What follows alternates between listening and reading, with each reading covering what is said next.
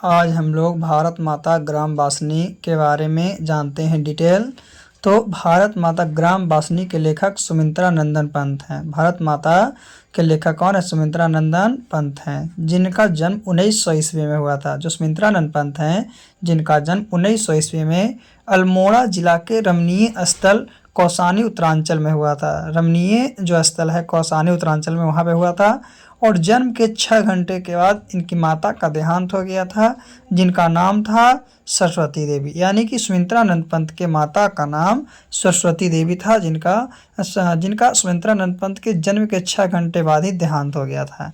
इनके पिताजी का नाम क्या था? गंगा दत्त पंत। क्या नाम था? गंगा दत्त पंत, जो कौसानी ही स्टेट में अकाउंटेंट थे। क्या करते थे? तो अकाउंटेंट थे। सुमित्रानंद पंत की मृत्यु 29 दिसंबर 1977 ईस्वी को हुआ था। यानी कि इनका निर्धन जो है 29 दिसंबर 1977 ईस्वी को हुआ था। इनकी प्रमुख रचना जो सुमित्रानंद पंत है, इनकी प्रमुख रचना के अंतर्गत उच्छ्वास, पल्लव, बीना, ग्रंथि, गुंजन, युगांत, युगवाणी, ग्राम्या, स्वर्णधुली, स्वर्ण किरण, युगपथ, चितंबरा और भी बहुत सारे हैं। इनका प्रमुख में कौन कौन? उच्छ्वास हो गया, पल्लव, बीना, ग्रंथि, गुंजन, युगांत, युगांतवाणी, ग्राम्या, स्वर्णधुली, स्वर्णिकिरण, युगपथ, चितंबरा है। लेकिन ये सुमित्रानंद पंत जी को नाटक आलोचना जो है, कहानी उपन्यास भी लिखे हैं। नाटक आलोचना के साथ कहानी उपन्यास भी लिखे हैं। और ये चितंबरा जो है, चितंबरा पर उन्हें ज्ञानपीठ पुरस्कार भी मिला। चितंबरा पर उन्हें ज्ञानपीठ पुरस्कार भी मिला है। तो एक क्वेश्चन पूछता है कि सुमित्रानंद पंत को किस चीज़ पे ज्ञानपीठ पुरस्कार मिला है? तो चितंबरा पर। प्रस्तुत जो कविता है भारत माता, ये आपका पंत जी की कविताओं के संग्रह ग्राम्या से लिया गया है। ये भी क्वेश्चन पूछता है कि भारत माता कविता कहाँ से लिया गया है? तो ये ग्राम्या से लिया गया है। यह कविता आधुनिक हिंदी के उत्कृष्ट प्रगीतों में एक है। उत्कृष्ट प्रगीतों में क्या है? एक है। अतीत के गरिमा गान के द्वारा यह खींचा गया है। तो सबसे पहला जो है आपका, उसका भावार्थ जानते हैं। भारत माता ग्राम वासनी, खेतों में फैला है श्यामल, धूल भरा मैला सांचल, गंगा यमुना में आंसू जल मिट्टी की प्रतिमा उदासीनी। इसका अर्थ क्या, भावार्थ क्या है? तो इसका मतलब है कि जो भारत माता है गांव में निवास करती है। भारत माता ग्राम वासनी यानी हमारी भारत माता गांव में निवास करती है। भारत की भोली भाली जनता गांव में रहती है। भारत की भोली भाली जनता गांव में रहती है, जहां प्राकृतिक भी अनुपम सौंदर्य के साथ निवास करती है। ग्रामीण क्षेत्रों के विस्तृत भूभाग में जो फसल लहलहाते हैं वह भारत माता के श्यामले शरीर के समान सुशोभित हो रहे हैं। भारत माता का जो शरीर है, श्यामला शरीर, उस तरह से सुशोभित हो रहे हैं। भारत माता की धरती रूपी विशाल आंचल जो है धूल धूसरित और मटमैला दिखाई दे रहा है। कैसा? तो धूल धूसरित और मटमैला दिखाई पड़ रहा है। गुलामी की जंजीर में जकड़ी हुई भारत माता, गुलामी की जंजीर में जकड़ी हुई जो भारत माता है वो कराह रही है मिट्टी के प्रतिमा के समान। जिस तरह से मिट्टी की प्रतिमा में कोई जान नहीं, उस तरह से वो भी कराह रही है। मिट्टी की प्रतिमा के समान निर्जीव और चेतना रहित होकर चुपचाप शांत अवस्था में भारत माता क्या है? बैठी हुई है। और अंतःकरण से कराहती हुई गंगा और यमुना की धारा के रूप में आंसू बहा रहे हो। अपने आंसू को गंगा और यमुना की धारा के रूप में क्या कर रही है? बहा रही है। तो यही है भारत माता ग्राम वासनी, खेतों में फैला है श्यामल, धूल भरा मैला सांचल, गंगा यमुना में आंसू जल मिट्टी की प्रतिमा उदासीनी का भावार्थ आपको यही है। चलिए हम लोग दूसरे लाइन का भावार्थ जानते हैं कि दूसरे लाइन का भावार्थ क्या है। तभी हम लोग एक लाइन के भावार्थ को जान चुके हैं, और अब हम लोग दूसरे लाइन के भावार्थ को जानेंगे कि क्या है। तो याद रखना है आपका लाइन का भावार्थ, क्योंकि पूछेगा लाइन देकर ही कि भारत माता ग्राम वासनी, खेतों में क्या है? खेतों में फैला है श्यामल, धूल भरा मैला सा आंचल, गंगा यमुना में आंसू जल के मीठा प्रतिमा का उदासीनी, मतलब क्या आता है। तो इसको एक अपने बड में रख करके लिखिएगा, है ना। चलिए अब हम लोग दूसरे को देखते हैं कि दूसरा क्या है। दूसरा है दैन जनित अल्पक नत चितवन। दैन जनित अल्पक नत चितवन, अंधेरों में चिर गौरव रोदन, युग युग के तम से विष्णन मन व अपने घर में प्रवासनी। अपने ही घर में प्रवासनी कहने का मतलब क्या है कि भारत माता जो है दीनता यानी गरीबी से जकड़ी हुई है। किससे? गरीबी से जकड़ी हुई है। भारत में परतंत्रता पर अपने आप को आश्रयहीन महसूस कर रहे, परतंत्रता पर अपने आप को क्या कर रही है, आश्रयहीन महसूस कर रही है। और जैसे लगता है कि बिना पलक गिराए हुए अपनी दृष्टि को झुकाए हुए, बिना पलक गिराए हुए अपनी दृष्टि को झुकाए हुए कुछ गंभीर चिंता में पड़ी हुई है, कोई गंभीर चिंता है उसमें पड़ी हुई है। हमारी भारत माता अपने ओठों पर बहुत दिनों से कंदरन की उदासीन भावना रखी हुई है, बहुत दिनों से क्या कंदरन की उदासीन भावना रखी हुई है। जैसा लगता है कि बहुत युगों से अंधकार और विषादमय वातावरण में अपने आप को जकड़ी हुई महसूस कर रही, अपने आप को जकड़ी हुई महसूस कर रही है ना। और यह भी प्रतीत हो रहा है कि वह अपने ही घर में क्या प्रवासिनी बनकर बनी हुई है। कहने का मतलब क्या है कि अंग्रेज शासक खुद भारत में रहकर भारतवासियों को शासन में कर लिया था। तो ये लाइन का अर्थ आपका ये था। तो ये भी याद रखिएगा, ऐसे अपने लैंग्वेज में लिखिएगा तो लिख सकते हैं कि यह पंक्ति भारत माता ग्राम वासिनी से लिया गया है, जिसके लेखक सुमित्रानंद पंत हैं। और यह इस पंक्ति के माध्यम से यह बताना चाहते हैं। उसके बाद आपको जो भावार्थ दिया गया है उसे लिख सकते हैं। तो 2 आपका पैराग्राफ का भावार्थ हो गया। चलिए अब हम लोग तीसरे पैराग्राफ की बात करते हैं कि तीसरे पैराग्राफ में क्या है। ऐसे भावार्थ से आपका कोई एक आपका उठाएगा और उठाने के बाद आपसे डायरेक्ट पूछेगा कि इसका भावार्थ स्पष्ट कीजिए। तो भावार्थ स्पष्ट में सबसे पहले वही करना है कि कहाँ से लिया गया है और उसका राइटर क्या है, कहाँ से लिया गया है और उसका राइटर क्या है, तभी आप भावार्थ को क्या कीजिएगा, बता पाइएगा।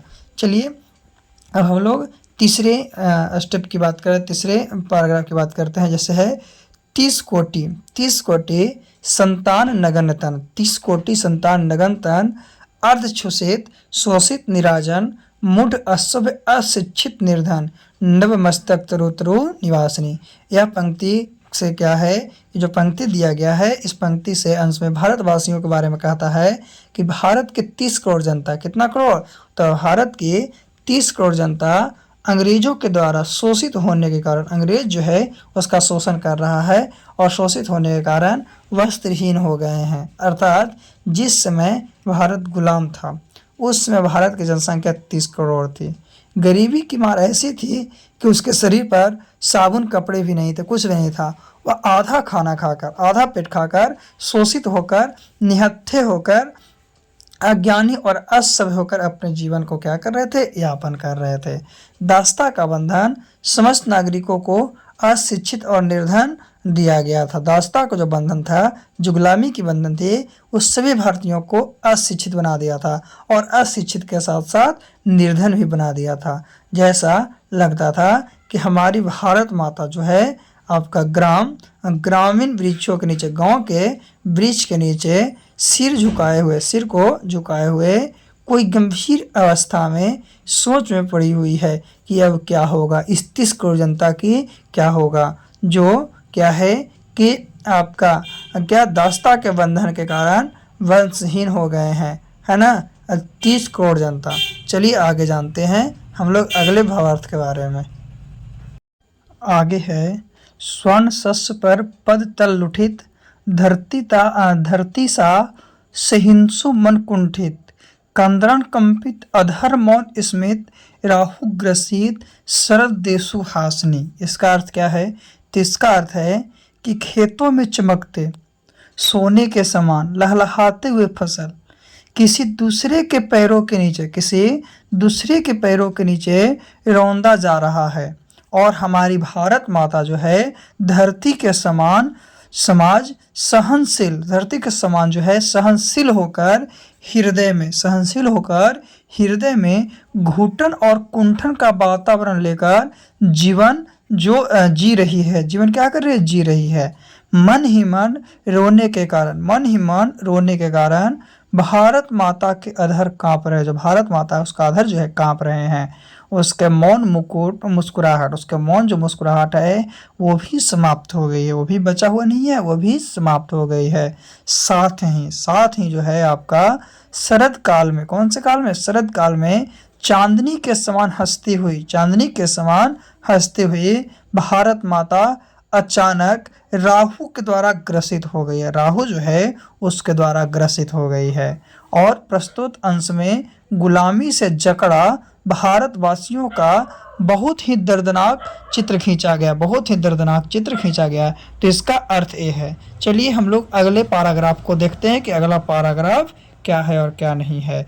और ये जो है आपका मतलब कि इम्पोर्टेंट, बहुत इम्पोर्टेंट, इस लेसन से आपका एक भावार्थ आप पूछता ही है एग्जाम में। तो देखते हैं अगले भावार्थ का अर्थ। लास्ट है पैराग्राफ।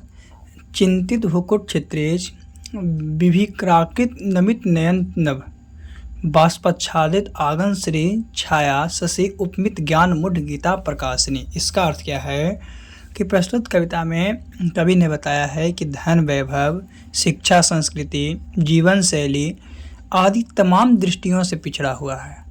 धुंधला और मटमैला दिखाई पड़ता यह देश हमारा वही भारत है जो अतीत में कभी सभ्य, सुसंस्कृत, ज्ञानी और वैभवशाली रहा था। इसमें भारत माता को ग्रामवासिनी कहा गया है। परतंत्रता की बेड़ी में जकड़ी हुई भारत माता के चित्रित स्वरूप की झांकी प्रस्तुत की गई है। कवि ने कहा है कि गीता की ज्ञान विश्व को देने वाली भारत माँ आज पराधीन होकर स्वयं ज्ञान मूढ़ बनी हुई है। तो सुमित्रानंद पंत जो था आपका, उसका आज कहानी का भावार्थ हम लोग जान चुके हैं। चलिए तो आज के लिए इतना ही काफ़ी। फिर से पुनः हम लोग अगले वीडियो में मिलेंगे। तो आज हम लोग 5 भावार्थ को जान चुके हैं कि किसका कौन सा है और कौन नहीं है। किस तरह से ये सब आपको डायरेक्ट रूप से देगा और बोलेगा। तो सबसे पहले क्या करना है कि इस लेसन का नाम लिखना है कि यह पंक्ति भारत माता से लिया गया है, जिसके लेखक क्या है। इस पंक्ति का अर्थ यह होता है कि उसके बाद जितने अर्थ लिखा हुआ है उस सब अर्थ को लिख देना है। आज हम लोग एक वृक्ष की हत्या के भावार्थ के बारे में जानेंगे। तो उससे पहले जानते हैं कि एक वृक्ष की हत्या जो है उनके लेखक जो है कुंवर नारायण जी हैं। यानी एक वृक्ष की हत्या के लेखक जो हैं कुंवर नारायण हैं, जिनका जन्म 19 सितंबर 1927 ईस्वी लखनऊ यूपी में हुआ है, लखनऊ उत्तर प्रदेश में हुआ है। और इनकी मृत्यु 15 नवंबर 2017 ईस्वी को हुई थी। जो कवि कुंवर नारायण हैं, जिनका जन्म 19 सितंबर 1927 ईस्वी लखनऊ उत्तर प्रदेश में और इनकी मृत्यु 15 नवंबर 2017 ईस्वी में हुई थी। इन्होंने कविता लिखने के लिए जो सबसे पहले शुरुआत किए थे 1950 के आसपास किए थे।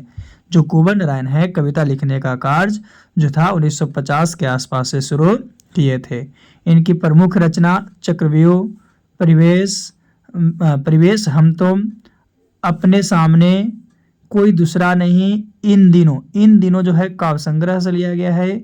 फिर आत्मजयी, आकारों के आसपास जो है आपका कहानी संग्रह से लिया गया है। आज और आज से पहले, मेरे शास्त्राकार इत्यादि जो है इनकी प्रमुख रचनाएं हैं।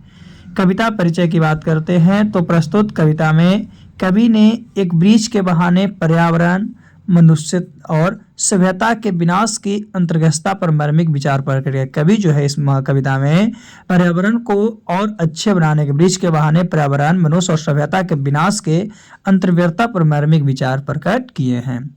ये जो कुंवर नारायण जी हैं, कुंवर नारायण जी को पुरस्कार एवं सम्मान तो साहित्य अकादमी पुरस्कार मिला है, कुरामन आसन पुरस्कार मिला है, व्यास सम्मान पुरस्कार मिला है, प्रेमचंद पुरस्कार मिला है, लोहिया सम्मान मिला है और कवि सम्मान से इसे संबोधित किया गया है। तो एक कुंवर नारायण के बारे में था। अब हम लोग बिना देरी किए हुए इनके भावार्थ को जानते हैं कि इसका भावार्थ क्या है। इसका जो है भावार्थ क्या है, कौन से पंक्ति का क्या भावार्थ है। तो अभी हम लोग एक वृक्ष की हत्या कुंवर नारायण जी के बारे में जान गए हैं।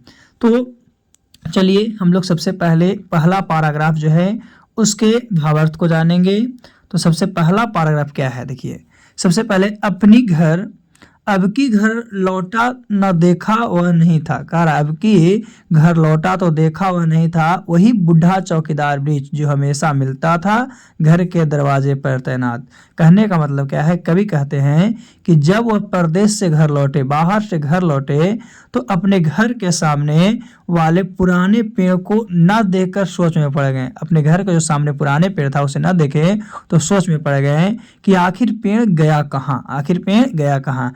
क्योंकि जब कभी घर आता था तो वह पेड़ को चौकीदार की तरह तैनात पाता था। क्योंकि जब कभी अपने घर आते थे तो उस पेड़ को किसके, चौकीदार की तरह तैनात पाते थे। तो ये पहला पैराग्राफ का आपका भावार्थ है। दूसरा है पुराने चमड़े का बना उसका शरीर वही सख्त जान, झुरियादार खुरदरा तना मैला कुचैला, राइफल सी एक सुखी डाल, एक पगड़ी फूल पत्तीदार, पाँव में फटा पुराना जूता, चरमराता लेकिन अखड़बल होता। ये जो पंक्ति है इसका अर्थ है कि वह पेड़ अधिक दिनों के होने के कारण, वह पेड़ जो था बहुत दिनों के था, उसके कारण अपना हरापन खो चुका था, यानी उसमें हरियाली नहीं थी। डालें सूख गई थी, उसका डाल जो था वो सूख गया था, पत्ती झड़ गए थे, लेकिन पेड़ पर ऊपरी भाग फूल पत्ती से युक्त था जो पगड़ी के समान प्रतीत हो रहा था। पेड़ पुराना होने के कारण उसका तना खुरदुरा हो गया था, जो उसका पेड़ था पुराना हो गया था, उसका तना खुरदुरा हो गया था, और हर विषम परिस्थिति में, हर अलग अलग परिस्थितियों में वह पेड़ निर्भीक होकर बहादुर के समान वहां खड़ा रहता था। कोई भी परिस्थिति में वो किसके समान, तो बहादुर के समान वो हमेशा वहां पे क्या रहता था, खड़ा रहता था। तो दूसरा जो था आपका पैराग्राफ, दूसरा पैराग्राफ का अर्थ ये था। तो हम लोग इस लेसन में एक क्वेश्चन ऑब्जेक्टिव में पूछता है कि पेड़ किसकी तरह आपका समान खड़ा था, तो बहादुर की तरह हर परिस्थिति में क्या रहता था, खड़ा रहता था।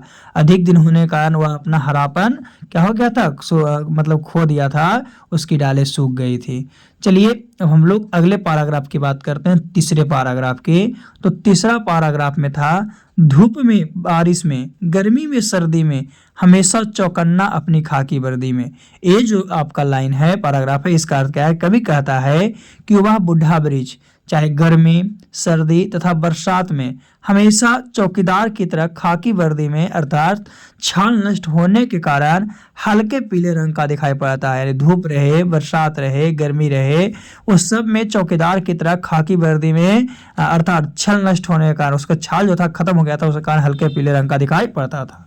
अगला आपका पैराग्राफ है दूर से ही ललकारता कौन, मैं जवाब देता दोस्त, और पल भर को बैठ जाता उनकी ठंडी छांव में। दरअसल शुरू से ही था हमारे अंदेशों में कहीं एक जानी दुश्मन। इस क्या कवि कहता है, कवि कहता है कि जब वह पेड़ के समीप पहुंचता, जब वह पेड़ के पास पहुंचता था, तो दूर से ही वह चौकीदार के समान सावधान करता था। क्या सावधान इंडिकेट करता, सावधान करता था। तात्पर्य यह है कि जैसे चौकीदार आने वाले से जानकारी लेने के लिए पूछता है, जैसे चौकीदार जो है आता है कोई तो उससे जानकारी लेता है, उसी तरह वैसे ही वह पेड़ कवि से जानना चाहता था।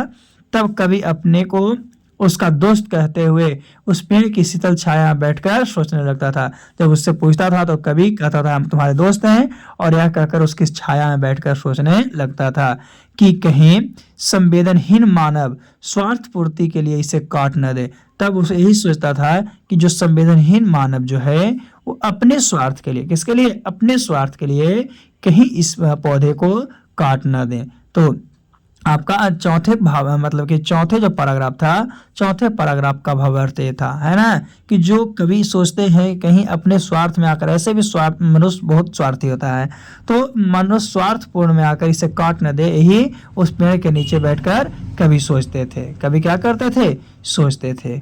चलिए अब हम लोग आगे की पैराग्राफ की बात करते हैं। तो आगे की पैराग्राफ क्या है ना। तो अभी तक हम लोग 6 पैराग्राफ को जान चुके हैं। कितने पैराग्राफ को, 6 पैराग्राफ को। चलिए 4 पैराग्राफ को। हम लोग 5वें पैराग्राफ की बात करते हैं। तो 5वां में है कि घर बचाना है लुटेरे से, शहर को बचाना है नादिरों से, देश को बचाना है देश के दुश्मनों से। अगला पॉइंट में है कि घर को बचाना है लुटेरों से, शहर को बचाना है नादिरों से, और देश को बचाना है देश के दुश्मनों से। तो कवि कहते हैं कि घर को बचाना किससे, लुटेरा से, शहर को बचाना है हत्यारों से, और देश को बचाना है देश के दुश्मन से। अर्थात घर, शहर तो देश के सभी सुरक्षित रहेंगे तब वृक्षों की रक्षा होगी। सब के सब सुरक्षित रहेंगे तब वृक्ष की सुरक्षा होगी। अगर सब के सब सुरक्षित नहीं रहेंगे तो वृक्ष के जो है आपका सुरक्षा नहीं होगी। फिर है बचाना है नदियों को नाला हो जाने से, हवा को धुआं हो जाने से, खाने को जहर हो जाने से। बचाना है जंगल को मरुस्थल हो जाने से, बचाना है मनुष्य को जंगल हो जाने से। कहने का मतलब क्या है, कभी आगे कहता है कि नदियों को नाला बनने से, नदी जो है उसको किससे, नाला बनने से, हवा को धुआं बनने से, और खाना को जहर बनने से बचाना है। इतना ही नहीं, जंगल को मरुस्थल तथा मनुष्य को जंगल हो जाने से बचाना है। यानी जंगल जो है उसको मरुस्थल हो जाने से और मनुष्य को जंगल हो जाने से बचाना है। इसका कहने का मतलब क्या है कि पेड़ पौधा की रक्षा नहीं किया जाएगा तो मानव सभ्यता नहीं बचेगा। अगर पेड़ पौधा को हम लोग रक्षा नहीं कर पाएंगे तो कभी भी मानव सभ्यता नहीं बच पाएगा। इसीलिए हम सब मिलकर क्या करेंगे, पर्यावरण को बचाएंगे। वही कह रहा है, इसीलिए हम सब मिलकर क्या करेंगे कि पर्यावरण को बचाएंगे, तब हमारा जो है आपका क्या है, पर्यावरण बचेगा। तो इसीलिए कहता है कि नदी को किससे, नाला होने से, हवा को किससे, धुआं होने से, खाना को किससे, जहर होने से, इतना ही नहीं जंगल को मरुस्थल होने से और मनुष्य को जंगल हो जाने से बचाना है।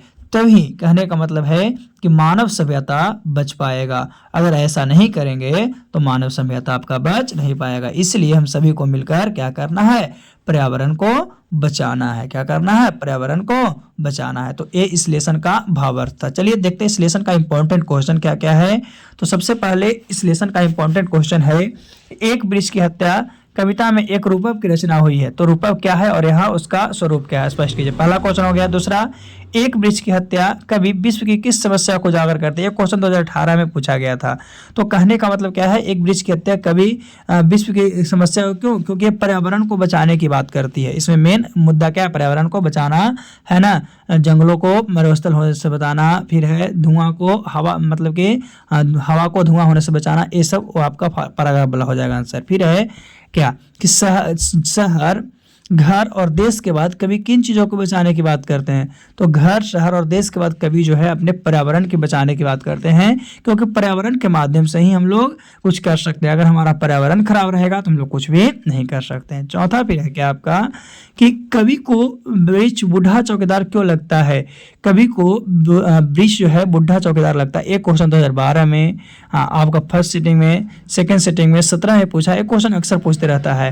तो इसका मतलब है कवि इसलिए बूढ़ा चौकीदार कहते हैं क्योंकि जब उसके सामने जाते हैं तो उन्हें ऐसा लगता है कि हम उनसे पूछ रहे हैं, जिस तरह से चौकीदार पूछता है कि कौन है, उस तरह से वृक्ष हमसे पूछता है कि आप कौन है, तो हम बताते हैं कि उसका दोस्त है और उसकी छांव में बैठकर क्या करते हैं, मतलब कि उसके सोचते हैं कि कहीं मनुष्य जो स्वार्थ में आकर इसे काट नहीं दे, है ना।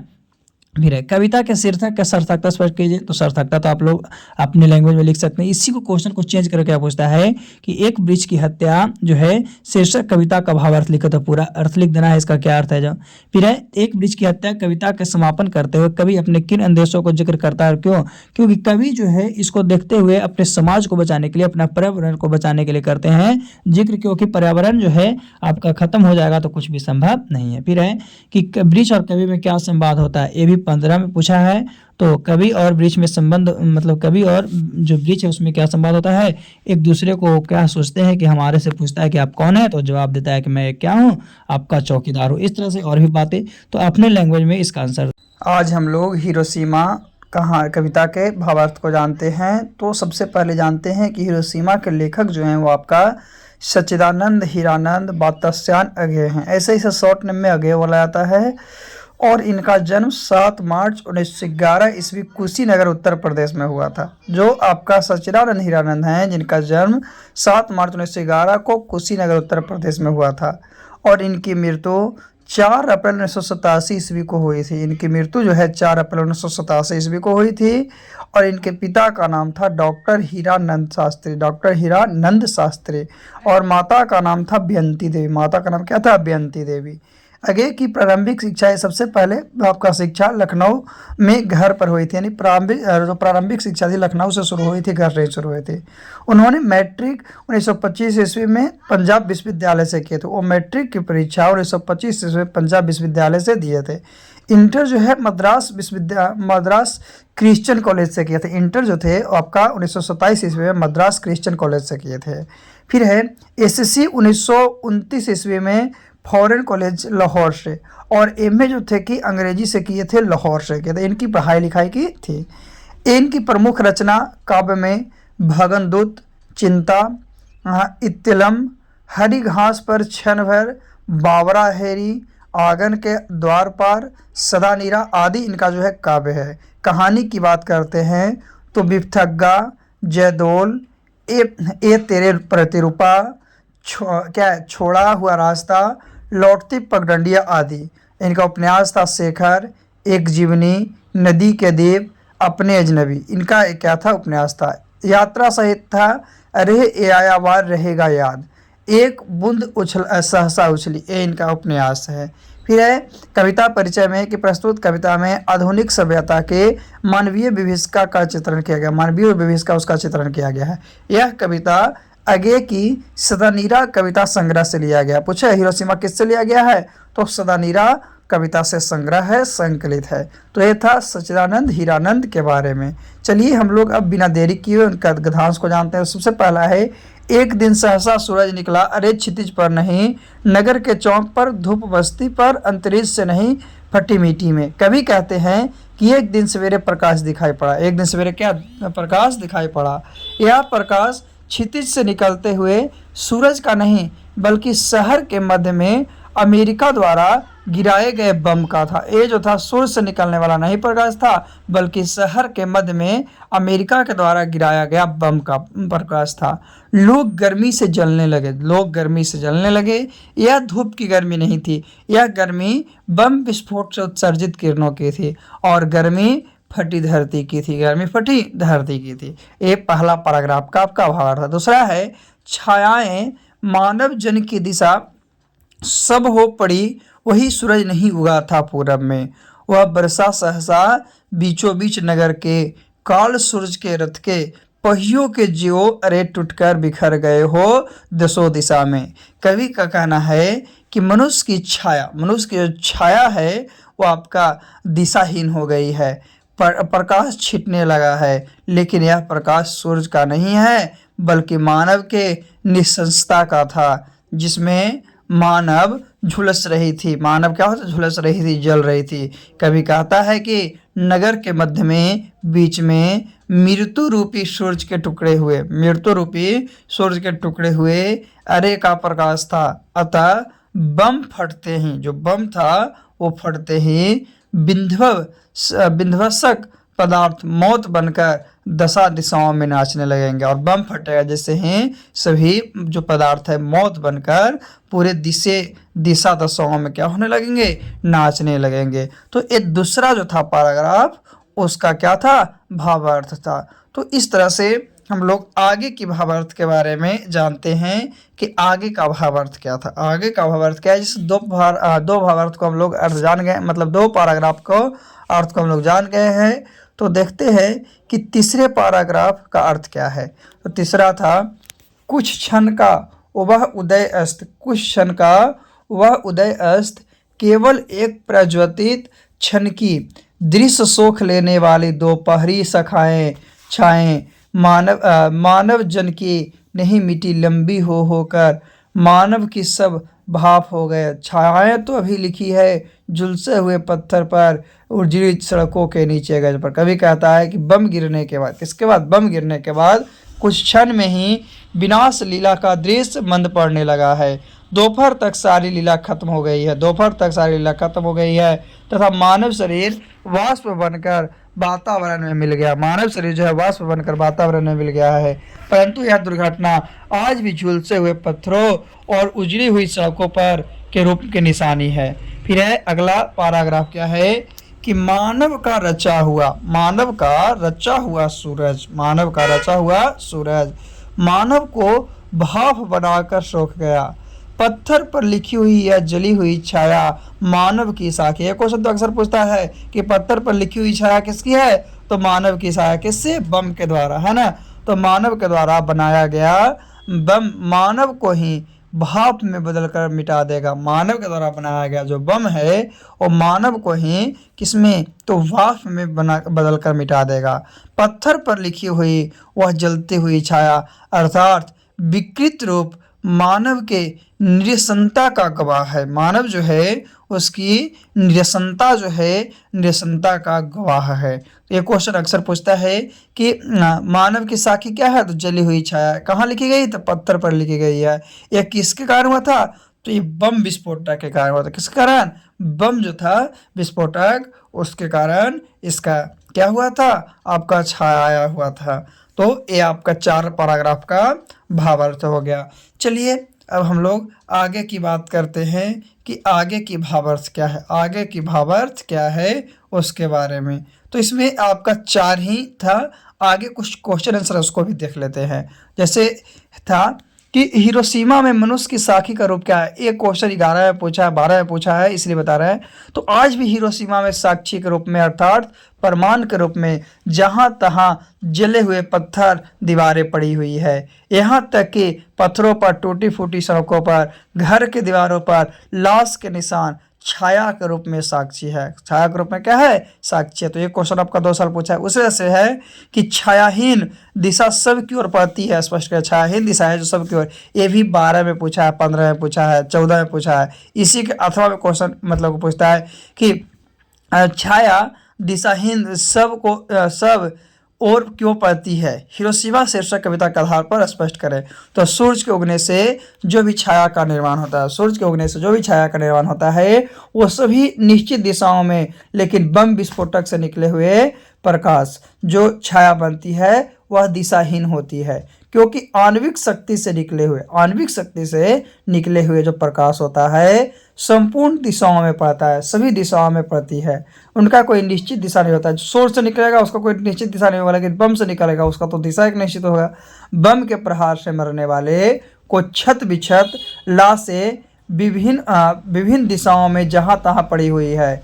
ये लाशें छाया स्वरूप है, लाशें जो है आपका छाया स्वरूप है, परंतु चारों ओर जो है होने के कारण, चारों ओर फैली होने के कारण जो है दिशाहीन छाया कही गई है, यानी सभी जगह पे नहीं है, इसीलिए से क्या छाया मतलब दिशाहीन छाया कही गई है। तो ये 2 क्वेश्चन आपका बताएं। चलिए आगे भी क्वेश्चन बताए हैं, तो याद रखना है कि ये क्वेश्चन जो था एक 11-12 में पूछा था, एक 12-15 और 14 में पूछा है, 12-15 और 14 में पूछा है। ये सब क्वेश्चन जो है आपका एग्जाम में आया हुआ क्वेश्चन है। चलिए अब हम लोग आगे की क्वेश्चन को देखते हैं कि आगे कौन सा क्वेश्चन है जो कि आपको एग्जाम में पूछा जाता है। आगे कौन सा क्वेश्चन है जो कि एग्जाम में पूछा जाता है। तो बिना समय को नष्ट किए हुए हम लोग 3rd नंबर क्वेश्चन को देखते हैं। 3rd नंबर क्वेश्चन क्या है कि हिरोशिमा कविता से क्या सीख मिलती है। तो हिरोशिमा कविता मानवीय संवेदना स्थापित करते हुए चेतावनी के रूप में प्रस्तुत है। इस कविता में आधुनिक सभ्यता के दुर्दांत मानवीय विविधता का चित्रण है, जिसमें हमें संदेश मिलता है कि हम विकास क्रम में मानवता को नहीं भूलेंगे। हम विकास करेंगे लेकिन मानवता को नहीं भूलेंगे, और एवं हिंसक प्रवृत्ति पर नियंत्रण करेंगे, अन्यथा मानव कल्याण की जगह विनाश लीला से धरती तिलमिला उठेगी। मानव लीला से जो है आपका मानव कल्याण की जगह विनाश लीला से धरती क्या होगी, तिलमिला उठेगी। फिर इसके अलावा इस लेसन का 2 क्वेश्चन है कि कविता के प्रथम अनुच्छेद में निकलने वाले सूरज क्या है, वह कैसे निकलता है। तो कविता के प्रथम अनुच्छेद में निकलने वाले सूरज जो है आपका आणविक बम का प्रचंड गोला है। ऐसा प्रतीत होता है कि वह क्षितिज से न निकलकर धरती फाड़ कर निकलता है। फिर मनुष्य की छाया कहाँ और क्यों पड़ी है। तो मनुष्य की छाया हिरोशिमा की धरती पर सब और दिशाहीन होकर पड़ी हुई है। जहाँ तहाँ घर की दीवारें पर मनुष्य छाया मिलती है। टूटी फूटी सड़कों से लेकर पत्थरों पर छायाएं प्राप्त होती है। टूटी फूटी जो है क्या है, सड़कों से लेकर पत्थरों पर छायाएं प्राप्त होती है। तो ये था आपका आज का लेसन हिरोशिमा का। किसका, हिरोशिमा का। तो हिरोशिमा कहानी शीर्षक हम लोग सब चीज़ जान चुके हैं। आज हम लोग हमारे नींद कविता के बारे में जानते हैं और उनके भावार्थ के बारे में। तो सबसे पहले हमारी नींद के लेखक जो हैं बीरेन डंगवाल हैं। हमारी नींद जो कविता है जिसके लेखक बीरेन डंगवाल जी हैं, जिनका जन्म 5 अगस्त 1947 ईस्वी टिहरी गढ़वाल जिला के कीर्ति नगर में उत्तरांचल में हुआ है। इनका जन्म जो है 5 अगस्त 1947 ईस्वी को टिहरी गढ़वाल जिला के कीर्ति नगर उत्तरांचल में हुआ है, और इनकी मृत्यु जो है 28 सितंबर 2015 ईस्वी को हुई है। इनकी मृत्यु 28 सितंबर 2015 ईस्वी को हुई है। इन्होंने मुजफ्फरपुर, सहारनपुर, कानपुर, बरेली, नैनीताल में शुरुआती शिक्षा प्राप्त करने के बाद, शुरू में ये सब जगहों पर वो शिक्षा को प्राप्त किए। उसके बाद वो आपका शिक्षा प्राप्त करने के लिए इलाहाबाद विश्वविद्यालय गए और वहाँ से वो एमए किए। वहाँ से क्या किए, एमए किए। इनकी प्रमुख रचना क्या है, तो बीरेन डंगवाल का पहला कविता संग्रह इसी दुनिया में प्रकाशित हुआ। देखो पहला इनका था इसी दुनिया में, और इसके बाद आया दुष्चक्र में सृष्टा। दुष्चक्र में सृष्टा इन्होंने विभिन्न कवियों की कविताओं तथा आदिवासी लोक कविताओं का विशाल मात्रा में अनुवाद किया। विशाल मात्रा में क्या क्या अनुवाद किया है। कविता परिचय क्या है, तो प्रस्तुत कविता, ये जो कविता दिया गया है उसमें हमारी नींद को बीरेन डंगवाल के काव्य संकलन दुष्चक्र में सृष्टा से लिया गया है। ये हमारी नींद जो कविता है वो आपको दुष्चक्र में सृष्टा से लिया गया है। इसमें सुविधा भोगी आराम पसंद जीवन, इसमें सुविधा भोगी आराम पसंद जीवन अथवा हमारी बेपरवाही के बाद, हमारी बेपरवाही के बाद विपरीत परिस्थितियों से, विपरीत जो है परिस्थिति उससे लगातार लड़ते बढ़ते, यानी कि हमेशा लड़ते बढ़ते जाने वाले जीवन की चित्रण करती है। ये हमारी नींद जो है आपका करते हैं। कहाँ से लिया गया है, तो ये जो है आपका दुष्चक्र में सृष्टा से लिया गया है। और दुष्चक्र में सृष्टा जो है आपका इनका दूसरा प्रकाशित कविता रचना था, और पहला जो था इसी दुनिया में। पहला क्या था, इसी दुनिया में। तो चलिए हम लोग बिना देरी किए हुए भावार्थ जानते हैं पैराग्राफ का। तो पहला पैराग्राफ था कि मेरी नींद के दौरान कुछ इंच बढ़ गए पेड़, कुछ शुद्ध पौधे अंकुर में अपने नाम मात्र कोमल सिंगों से धकेलना शुरू की बीज की फूली हुई छत भीतर से। कहने का मतलब क्या है, कवि कहते हैं कि मनुष्य जो है सुविधा भोगी बनकर आराम की नींद सोता है, यानी कि सुविधा को लेकर वो आराम की नींद सोता है, लेकिन प्राकृतिक विकास क्रम को अनवरत जारी रखता है। लेकिन प्राकृतिक विकास क्रम है उसको हमेशा जारी रखता है। हमारे नींद के दौरान कुछ इंच पेड़ तथा कुछ शुद्ध पौधे बढ़ जाते हैं। अगर हम सोते हैं और उसके दौरान कुछ इंच पेड़ और कुछ शुद्ध पौधे भी क्या होते हैं, बढ़ जाते हैं।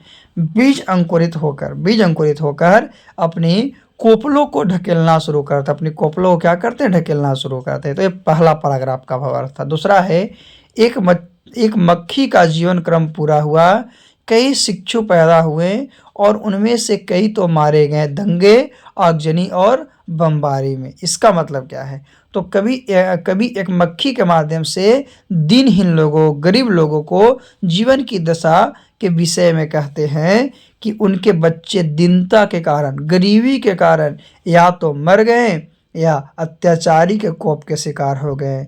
जो गरीब के बच्चे हैं वो गरीबी के कारण क्या है, या तो मर गए या अत्याचारी का कोप के शिकार हो गए।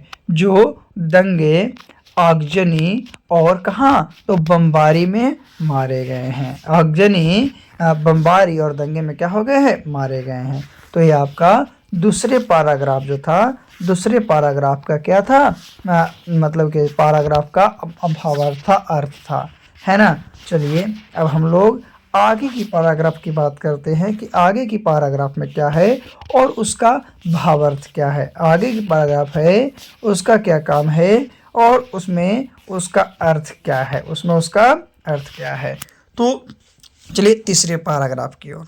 तो तीसरा पैराग्राफ है कि गरीब बस्तियों में धमाके हुए देवी जागरण लाउड स्पीकर पर। कहते हैं, पुनः कवि कहते हैं कि जहाँ झुग्गी झोपड़ी में रहने वाले, कहाँ, झुग्गी झोपड़ी में रहने वाले गरीब लोग हैं, वो केवल किसी तरह से अपने पेट की आग शांत करने की अपेक्षा कुछ नहीं जानते हैं। रियलिटी बात है, गरीब जो लोग हैं वो सबसे पहले अपने पेट को शांत करने, यानी पेट भरने के लिए सोचते हैं, तो पेट की आग शांत करने की अपेक्षा कुछ भी नहीं जानते हैं। वहाँ भी बिलासी लोग देवी जागरण, बिलासी लोग जो है देवी जागरण तथा ढोंगी कार्यक्रम की आड़ में लाउड स्पीकर बजवाकर ठगने का कार्य करते हैं। ठगने का क्या करते हैं, कार्य करते हैं। तो इस तरह से आपका एक तीसरे पैराग्राफ था और तीसरे पैराग्राफ का एक क्या था, भावार्थ था। चलिए चौथे पैराग्राफ की बात करते हैं। चौथे पैराग्राफ में था यानी साधन तो सभी जुटा लिए हैं अत्याचारियों ने, मगर जीवन हटीला फिर भी बढ़ता ही जाता आगे हमारी नींद के बावजूद। कवि कहते क्या हैं कि अत्याचारी जो है भूख शोक के सारे साधन जमा करने के बावजूद भी, यानी क्या है कि अपनी सारी सुख संपत्ति को मतलब कि सुख के साधन को जमा करने के बावजूद अपने हठी स्वभाव के कारण, अपने किसके कारण, तो हठी स्वभाव के कारण अन्याय करना बंद नहीं करते, न्याय बंद करना नहीं चाहते हैं और उन पर जुल्म बढ़ता ही जाता है। उन पर जो जुल्म है वो क्या होता है कि बढ़ता ही जाता है, और जब जुल्म बढ़ेगा तो कुछ भी नहीं हो सकता, जुल्म बढ़ेगा तो कुछ भी नहीं हो सकता है। तो ये आपका चौथे पैराग्राफ का, किसका, तो चौथे पैराग्राफ का क्या था, आपका भावार्थ था। चलिए अब हम लोग आगे चलते हैं, आगे क्या है और क्या नहीं उसके बारे में। तो 4 पैराग्राफ को हम लोग जान चुके हैं, अब हम लोग आगे की बात करते हैं। एक पैराग्राफ और है, 5 पैराग्राफ इसमें दिया गया है, तो 5वें पैराग्राफ की ओर। 5वां पैराग्राफ है, और कोई भी और लोग भी हैं, कई लोग हैं अभी भी जो भूले नहीं करना साफ और मजबूत इनकार करना। कवि कहना चाहते हैं कि आज भी वैसे लोग हैं जो अपनी सुविधा का त्याग करना नहीं चाहते हैं, तो जनता अत्याचारियों के जुल्म के विरोध करने में इनकार करना भी नहीं भूलती है। तो ये आपका कविता का भावार्थ था। चलिए अब इस लेसन से जो इम्पोर्टेंट क्वेश्चन है उसके बारे में बात करते हैं हमारी नींद से। तो पहला क्वेश्चन है कि हमारी नींद, जो हमारी नींद है कविता में कवि ने किन अत्याचारियों का जिक्र किया और क्यों। ये क्वेश्चन आपका 11 में, 15 में, 17 में पूछा गया है। तो कवि यहाँ उन अत्याचारियों का जिक्र करते हैं जो हमारी सुविधाभोगी आराम पसंद जीवन से लाभ उठाते हैं, सुविधाभोगी और आराम पसंद जीवन का लाभ उठाते हैं।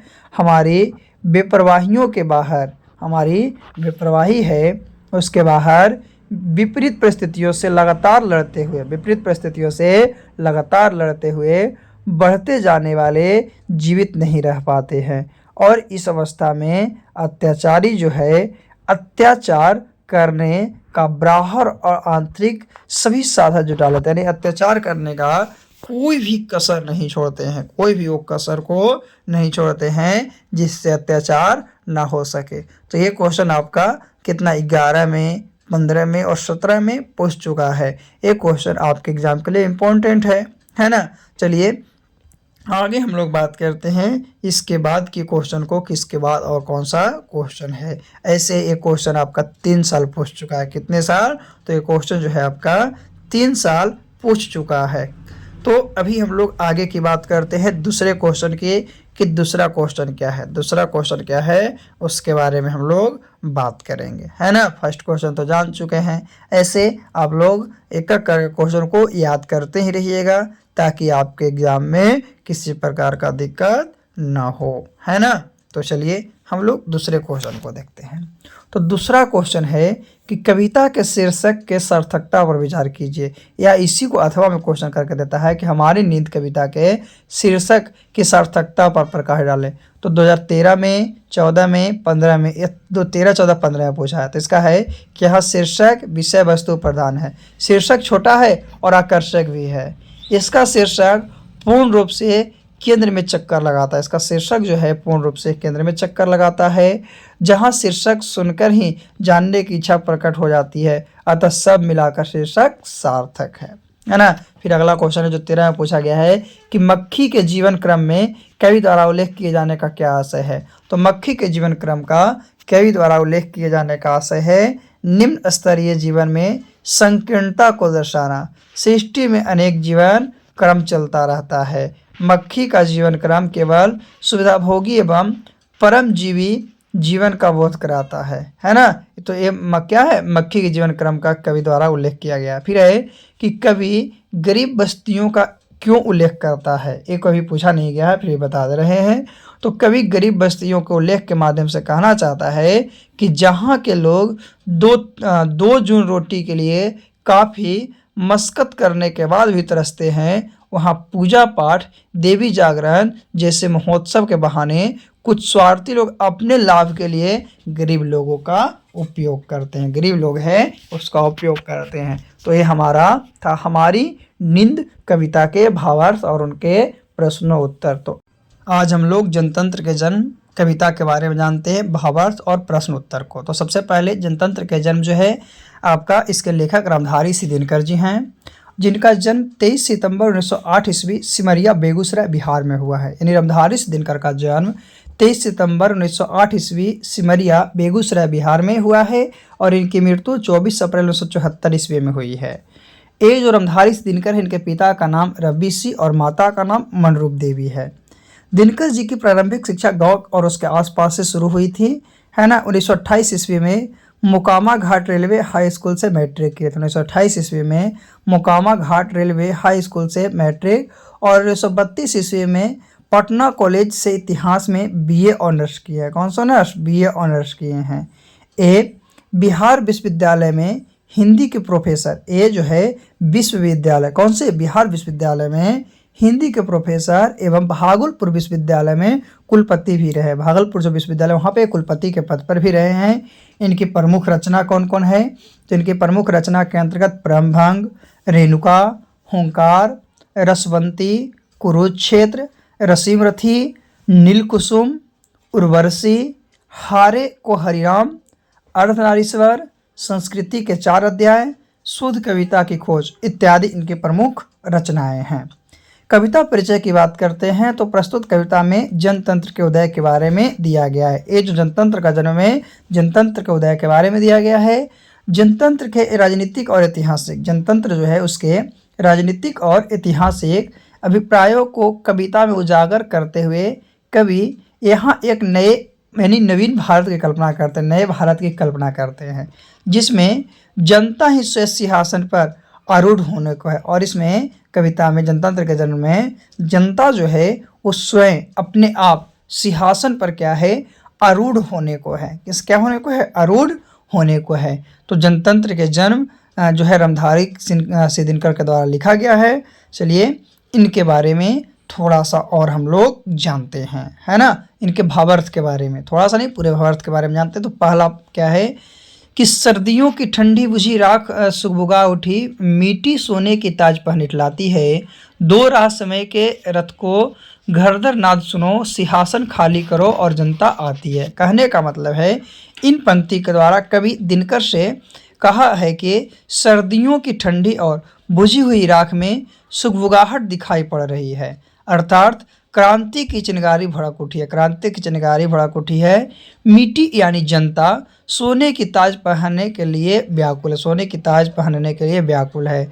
राह छोड़ो समय साक्षी है, जनता के रथ के पहियों की घर घर आवाज़ सुनाई दे रही है। जनता की रथ के पहियों की जो घर घर आवाज़ सुनाई दे रही है। सिंहासन खाली करो, जनता आ रही है। चलिए दूसरे, जनता, हाँ मिट्टी की अबोध मूर्ति वही, जाड़े पाले की कसक सदा रहने वाली, सदा सहने वाली, जब अंग अंग में लगे सांप हो चुस रहे, तब भी न कभी मुंह खोल दर्द कहने लगे। इसका अर्थ क्या है कि इन पंक्ति के द्वारा कवि दिनकर जो है कहाँ है कि कहें कि जनता सचमुच मिट्टी की अबोध मूर्ति है। क्वेश्चन पूछता है कि जनता किसकी है? तो जनता जो है मिट्टी की अबोध मूर्ति है। तो अबोध मूर्ति किनकी है? जनता की। या वह जाड़े की रात में जाड़ा पाला की कसक यानी रुक रुक कर होने वाली पीड़ा को हमेशा सहती है। हमेशा क्या करती है? सहती है।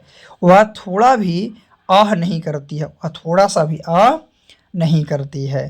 ठंड से शरीर ऐसा कपाता है कि लगता है शरीर में हजारों सांप डस रहे, और ठंड के कारण शरीर में ऐसी कपी लगती है जैसा लगता है कि शरीर में हजारों सांप डस रहे हैं, काट रहे हैं। इतना पीड़ा और दुख के बावजूद भी, इतना पीड़ा और दुख के बावजूद भी वह अपनी सुख किसी से नहीं कहती है, वह अपने दुख किसी से नहीं कहती। इतना दुख और पीड़ा के बावजूद भी है कि वह अपने दुख को किसी के सामने नहीं कहती है, वह अपने दुख को किसी के सामने नहीं कहती है। तो ये 2 पैराग्राफ का अर्थ हुआ। चलिए अब हम लोग तीसरे पैराग्राफ की बात करते हैं। तीसरे पैराग्राफ में है जनता, हाँ लंबी बड़ी जीभ की वही कसम, जनता सचमुच ही बड़ी बेदन सहती है। सो ठीक मगर आखिर इस पर जनमत क्या है प्रश्न गुढ़ जनता पर यह क्या कहती है।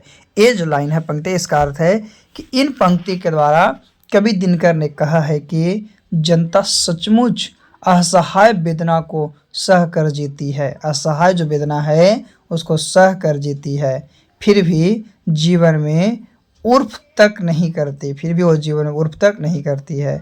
कवि शपथ लेकर कहता है कि लंबी चौड़ी जीभ की बातों पर, लंबी चौड़ी जीभ की बातों पर विश्वास किया जाए। लंबी चौड़ी जीभ है उसकी बातों पर विश्वास किया जाए। जनता सचमुच बहुत ही पीड़ा सहती है। कवि कहते हैं कि जनमत का सही सही अर्थ क्या है। कवि इस प्रश्न का उत्तर जानना चाहते हैं और यह प्रश्न बहुत ही गंभीर है। यह प्रश्न जो है बहुत ही गंभीर है। चलिए अब हम लोग चौथे लाइन को देखते हैं। कह रहा है मानो जनता हो फूल जिसे एहसास नहीं, जब चाहो तभी उतार सजा लो दोनों में, अथवा कोई दुधमुही जिसे बहलाने के जंतर मंतर सीमित हो चार खिलौने में। यह लाइन का अर्थ है कि इन पंक्ति के द्वारा जो कवि है, कवि ने जनता को फूल के समान नहीं देखने और समझने को कहा है। कवि ने जनता को फूल और समान देखने और समझने को कहा है। कवि कहता है कि जनता फूल नहीं है, इसे जब चाहो तब सजा लो। जनता कोई फूल नहीं है, इसे जब चाहो तब सजा लो। या कोई दूधमुही बच्ची नहीं है कि इसे दो चार खिलौने देकर बहला दो। या कोई दूधमुही बच्चा नहीं है, इसे दो चार खिलौने को देकर बहला दो। जनता की हृदय और सेवा, जनता के हृदय सेवा और प्रेम से जीता जा सकता है। जनता का जो हृदय है वो प्रेम से जीता जा सकता है, सेवा से जीता जा सकता है। तो ये था आपका चौथे पैराग्राफ का भावार्थ। चलिए हम लोग पांचवें पैराग्राफ की बात करते हैं। तो पांचवा पैराग्राफ में है, लेकिन होता भूडोल बम्बर उठते हैं, जनता तब कुपालकुल हो भिकुट चढ़ाती है। दो राह समय के रथ पर घर घर नाद सुनो, सिंहासन खाली करो जनता आती है।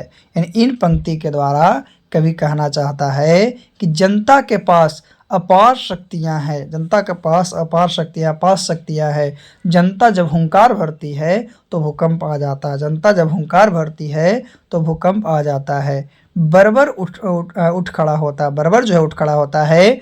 जनता के हुंकार के सामने कोई टिक नहीं सकता। जो जनता है उसके हुंकार के सामने कोई टिक नहीं सकता है।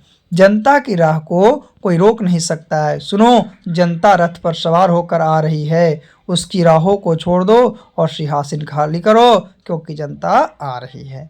अगला जो है आपका पंक्ति वो है, हुंकारों की महलों की नींव उखड़ जाती, सांसों के बल से तेज हवा में उड़ता, जनता की रोके राह समय में ताब, जहाँ जिधर चाहते काल उधर मुड़ता है। कहने का मतलब है कि इन पंक्ति के द्वारा कवि दिनकर कहते हैं कि जनता के हुंकार से, जनता की ललकार से महलों की नींव उखड़ जाती है। किसकी? महलों की नींव उखड़ जाती है। जनता के सांसों के बल से राजमुकुट हवा में उड़ते हैं। राजमुकुट कहाँ? हवा में उड़ते हैं।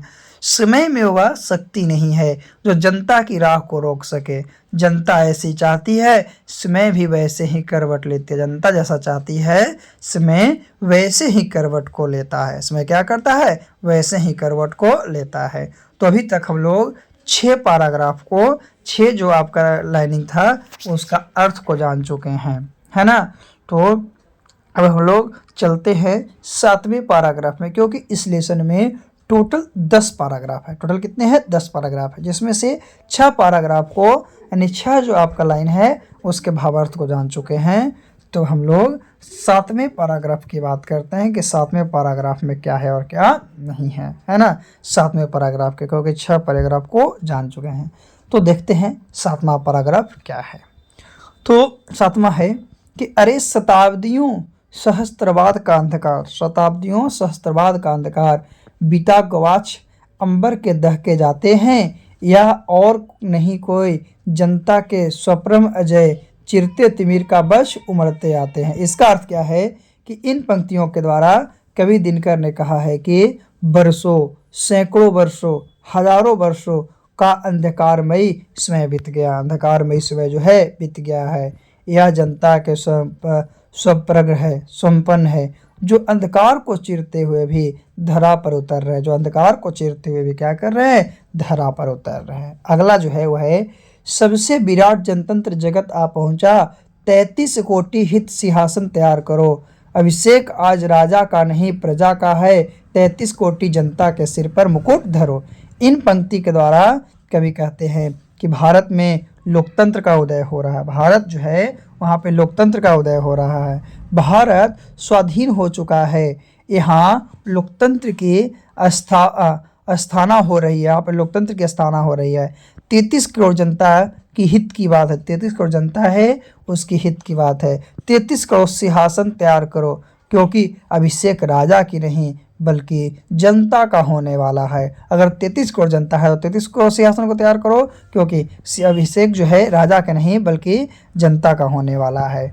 आज का शुभ दिन, आज का जो शुभ दिन है वो 33 करोड़ जनता के सिर पर मुकुट रखने का। आज का जो शुभ दिन है 33 करोड़ जो जनता है उसके सिर पर मुकुट रखने का है। उनके लिए आज शुभ दिन है। उनके लिए आज क्या है? शुभ दिन है। तो ये था आपका इस पंक्ति का भावार्थ। चलिए अब हम लोग आगे चलते हैं। आगे जो पंक्ति है उसके भावार्थ, यानी एक कहानी जो है आपका जनता के संदेश को पहुंचाती है, लोकतंत्र से परे कराती है कि लोकतंत्र क्या है, कैसे इससे हम लोग हट सकते हैं, इसमें कितनी जनता है और सब जनता जो है अपने मन का है और सब जनता सिंहासन पर बैठना चाहती है। चलिए अब हम लोग अगले पैराग्राफ की बात करते हैं। तो अगले पैराग्राफ में है क्या? आरती लिए हुए किसे ढूंढता मूर्ख मंदिरों राजप्रसादों में तहखानों में, देवता कहीं सड़क पर गिट्टी तोड़ रहे, देवता मिलेंगे खेतों में खलिहानों में। कहने का मतलब क्या है इन पंक्ति के माध्यम से कि इन पंक्ति के द्वारा कवि कहना चाहता है कि आरती लेकर मूर्ख बनकर किसे ढूंढ रहे हो? मंदिरों में, राजमहलों में, तहखानों में देवता नहीं मिलेंगे, इस भी जगह पर देवता नहीं मिलेंगे। वास्तविक देवता तो सड़कों पर गिट्टी तोड़ने वाले मजदूर और खेत खलिहान में काम करने वाले किसान हैं। रियलिटी देवता वही है। अर्थात कवि ने जनता को वास्तविक देवता कहा है। कवि जो है किसको वास्तविक देवता कहा है? तो कवि जनता को वास्तविक देवता कहे हैं। फिर अगला पंक्ति है, फावड़े और हल राजदंड बनने को है। फावड़े और हल राजदंड बनने को है। धूसरता सोने में श्रृंगार सजाती है, सोने में श्रृंगार सजाती है। दो राह समय के रथ पर घर नंदा सुनो, सिंहासन खाली करो जनता आती है। इस पंक्ति के द्वारा कवि दिनकर ने कहा है कि लोकतंत्र में जनता ही सर्वोपरि है। लोकतंत्र जो है उसमें जनता ही सबसे ऊपर है। लोकतंत्र का राजदंड कोई राजपात्र, कोई हथियार या कोई औजार नहीं है। लोकतंत्र का राजदंड है कोई राजपात्र या कोई हथियार या कोई औजार नहीं है। लोकतंत्र का मूल राजदंड जनता का हल और कुदाल है। जनता का हल और क्या है? कुदाल है। इसी से वह धरती से सोना उगाता है। इसी के माध्यम से वह धरती से क्या करता है? सोने को उगाता है। धरती की दूसरता का श्रृंगार आज सोना से सजा हुआ है, अर्थात धूल ही स्वर्ण है। रास्ता शीघ्र दो, यानी रास्ते को जल्दी दो। सिंहासन शीघ्रता से खाली करो। और देखो जनता स्वयं क्या कर रही है? आ रही है, यानी कि जनता खुद से आ रही है। इसीलिए सिंहासन को क्या करो? खाली करो। सिंहासन को खाली करो। तो ये था आपका भावार्थ सभी पंक्तियों का। सभी पंक्तियों के भावार्थ के बारे में हम लोग जान चुके हैं। अब इस लेसन के महत्वपूर्ण क्वेश्चन को देखते हैं। सम इम्पोर्टेंट क्वेश्चन जो आपका इस लेसन का है। तो सबसे पहले जनतंत्र के जन्म के सबसे पहला प्रमुख क्वेश्चन है कि कवि की दृष्टि में आज के देवता कौन है, वो कहाँ मिलेंगे? ये 2011 में पूछा है, 16 में पूछा, 17 में पूछा है। तो कवि ने भारतीय प्रजा को जो खून पसीना बहाकर देश हित में कार्य करता है, जिसके बल पर क्या है कि देश में सुख संपदा स्थापित होती है। सुख संपदा स्थापित होती है। किसान मजदूर जो स्वयं आहूत होकर देश को सुखी बनाते हैं, आज के देवता वही हैं। यानी कवि के दृष्टि में आज का देवता जनता है, जो कि आपके देश को सुखी बनाते हैं। दूसरा क्वेश्चन है जो कि 13 में पूछा है, 12 में पूछा है कि देवता मिलेंगे खेतों में खलिहानों में। पंक्ति के माध्यम से कवि किस देवता की बात करते हैं और क्यों? तो प्रश्न के पंक्ति के माध्यम से कवि जो है आपका जनता रूपी देवता की बात करता है। जनता के रूप में जो देवता है उनकी बात करते हैं, क्योंकि कवि की दृष्टि में कर्म करता हुआ परिश्रमिक व्यक्ति ही देवता स्वरूप है। कवि के नज़र में जो कर्म कर रहा है वही परिश्रम करने वाला व्यक्ति ही देवता के रूप में है। मंदिरों में, मठों में तो केवल मूर्तियाँ रहती है। मंदिर मठ में केवल मूर्तियाँ रहती है। वास्तविक देवता वही हैं जो अपने कर्म और परिश्रम से समाज को सुख समृद्धि उपलब्ध कराते हैं, समाज जो है उसको सुख समृद्धि को उपलब्ध कराते हैं, वही आपका रियलिटी में देवता हैं। तो ये 2 क्वेश्चन आपके एग्जाम के लिए बहुत ज़रूरी है। एक पहला क्वेश्चन था 2011 में, 16 में और 17 में पूछा गया है। दूसरा क्वेश्चन है वो आपको 13 में और 2012 में पूछा गया है। तो चलिए अब हम लोग बिना देरी किए हुए अगले क्वेश्चन की बात करते हैं। अगला क्वेश्चन क्या है? ऐसे हम अभी जनतंत्र के जन्म में 2 क्वेश्चन को जान चुके हैं और तीसरी क्वेश्चन की बात करते हैं। तो देखते हैं कि तीसरा क्वेश्चन कौन सा है। तो तीसरे क्वेश्चन की ओर हम लोग अग्रसर होते हैं, आगे बढ़ते हैं कि तीसरा क्वेश्चन है क्या। ऐसे ये सभी क्वेश्चन आपके एग्जाम के लिए क्या है, बहुत ज़रूरी है, क्योंकि आपको इसीलिए इंडिकेट कर दिया गया है कि कौन सा क्वेश्चन कब पूछेगा, कौन सा क्वेश्चन कब पूछेगा। तो तीसरी की बात करते हैं, तीसरी क्या है क्वेश्चन। तो तीसरी है, कवि की दृष्टि के समय में रथ का घर घर नाद क्या स्पष्ट करें। या इसी क्वेश्चन को दूसरे तरफ से बोलता है कि दिनकर की दृष्टि में समय के रथ का घर घर नाद क्या स्पष्ट करें। तो कवि ने सदियों से राजतंत्र में साहित्य जनता के जागृति को उजागर करते हुए समय के चक्र की ओर लोगों का ध्यान आकृष्ट किया है। राज सिंहासन पर प्रजा आरूढ़ होने जा रही है, समय की पुकार की क्रांति की शंखनाद के रूप में रथ का घर घर नाद है। इस 16 में पूछा गया था। 17 में कौन सा क्वेश्चन पूछा गया है इस लेसन से? तो 17 में पूछा गया है कि कवि जनता के स्वयं के किस तरह चित्र खींचता है। तो भारत की जनता सदियों से युगों युगों से राजा के अधीनस्थ रही है, लेकिन कवि ने कहा है कि चिरकाल से अंधकार में रह रही जनता राजतंत्र को उखाड़ फेंकने का स्वप्न देख रही है। ये राजतंत्र समाप्त होगा तब जनतंत्र कायम होगा, राजा नहीं बल्कि प्रजा राज करेगी।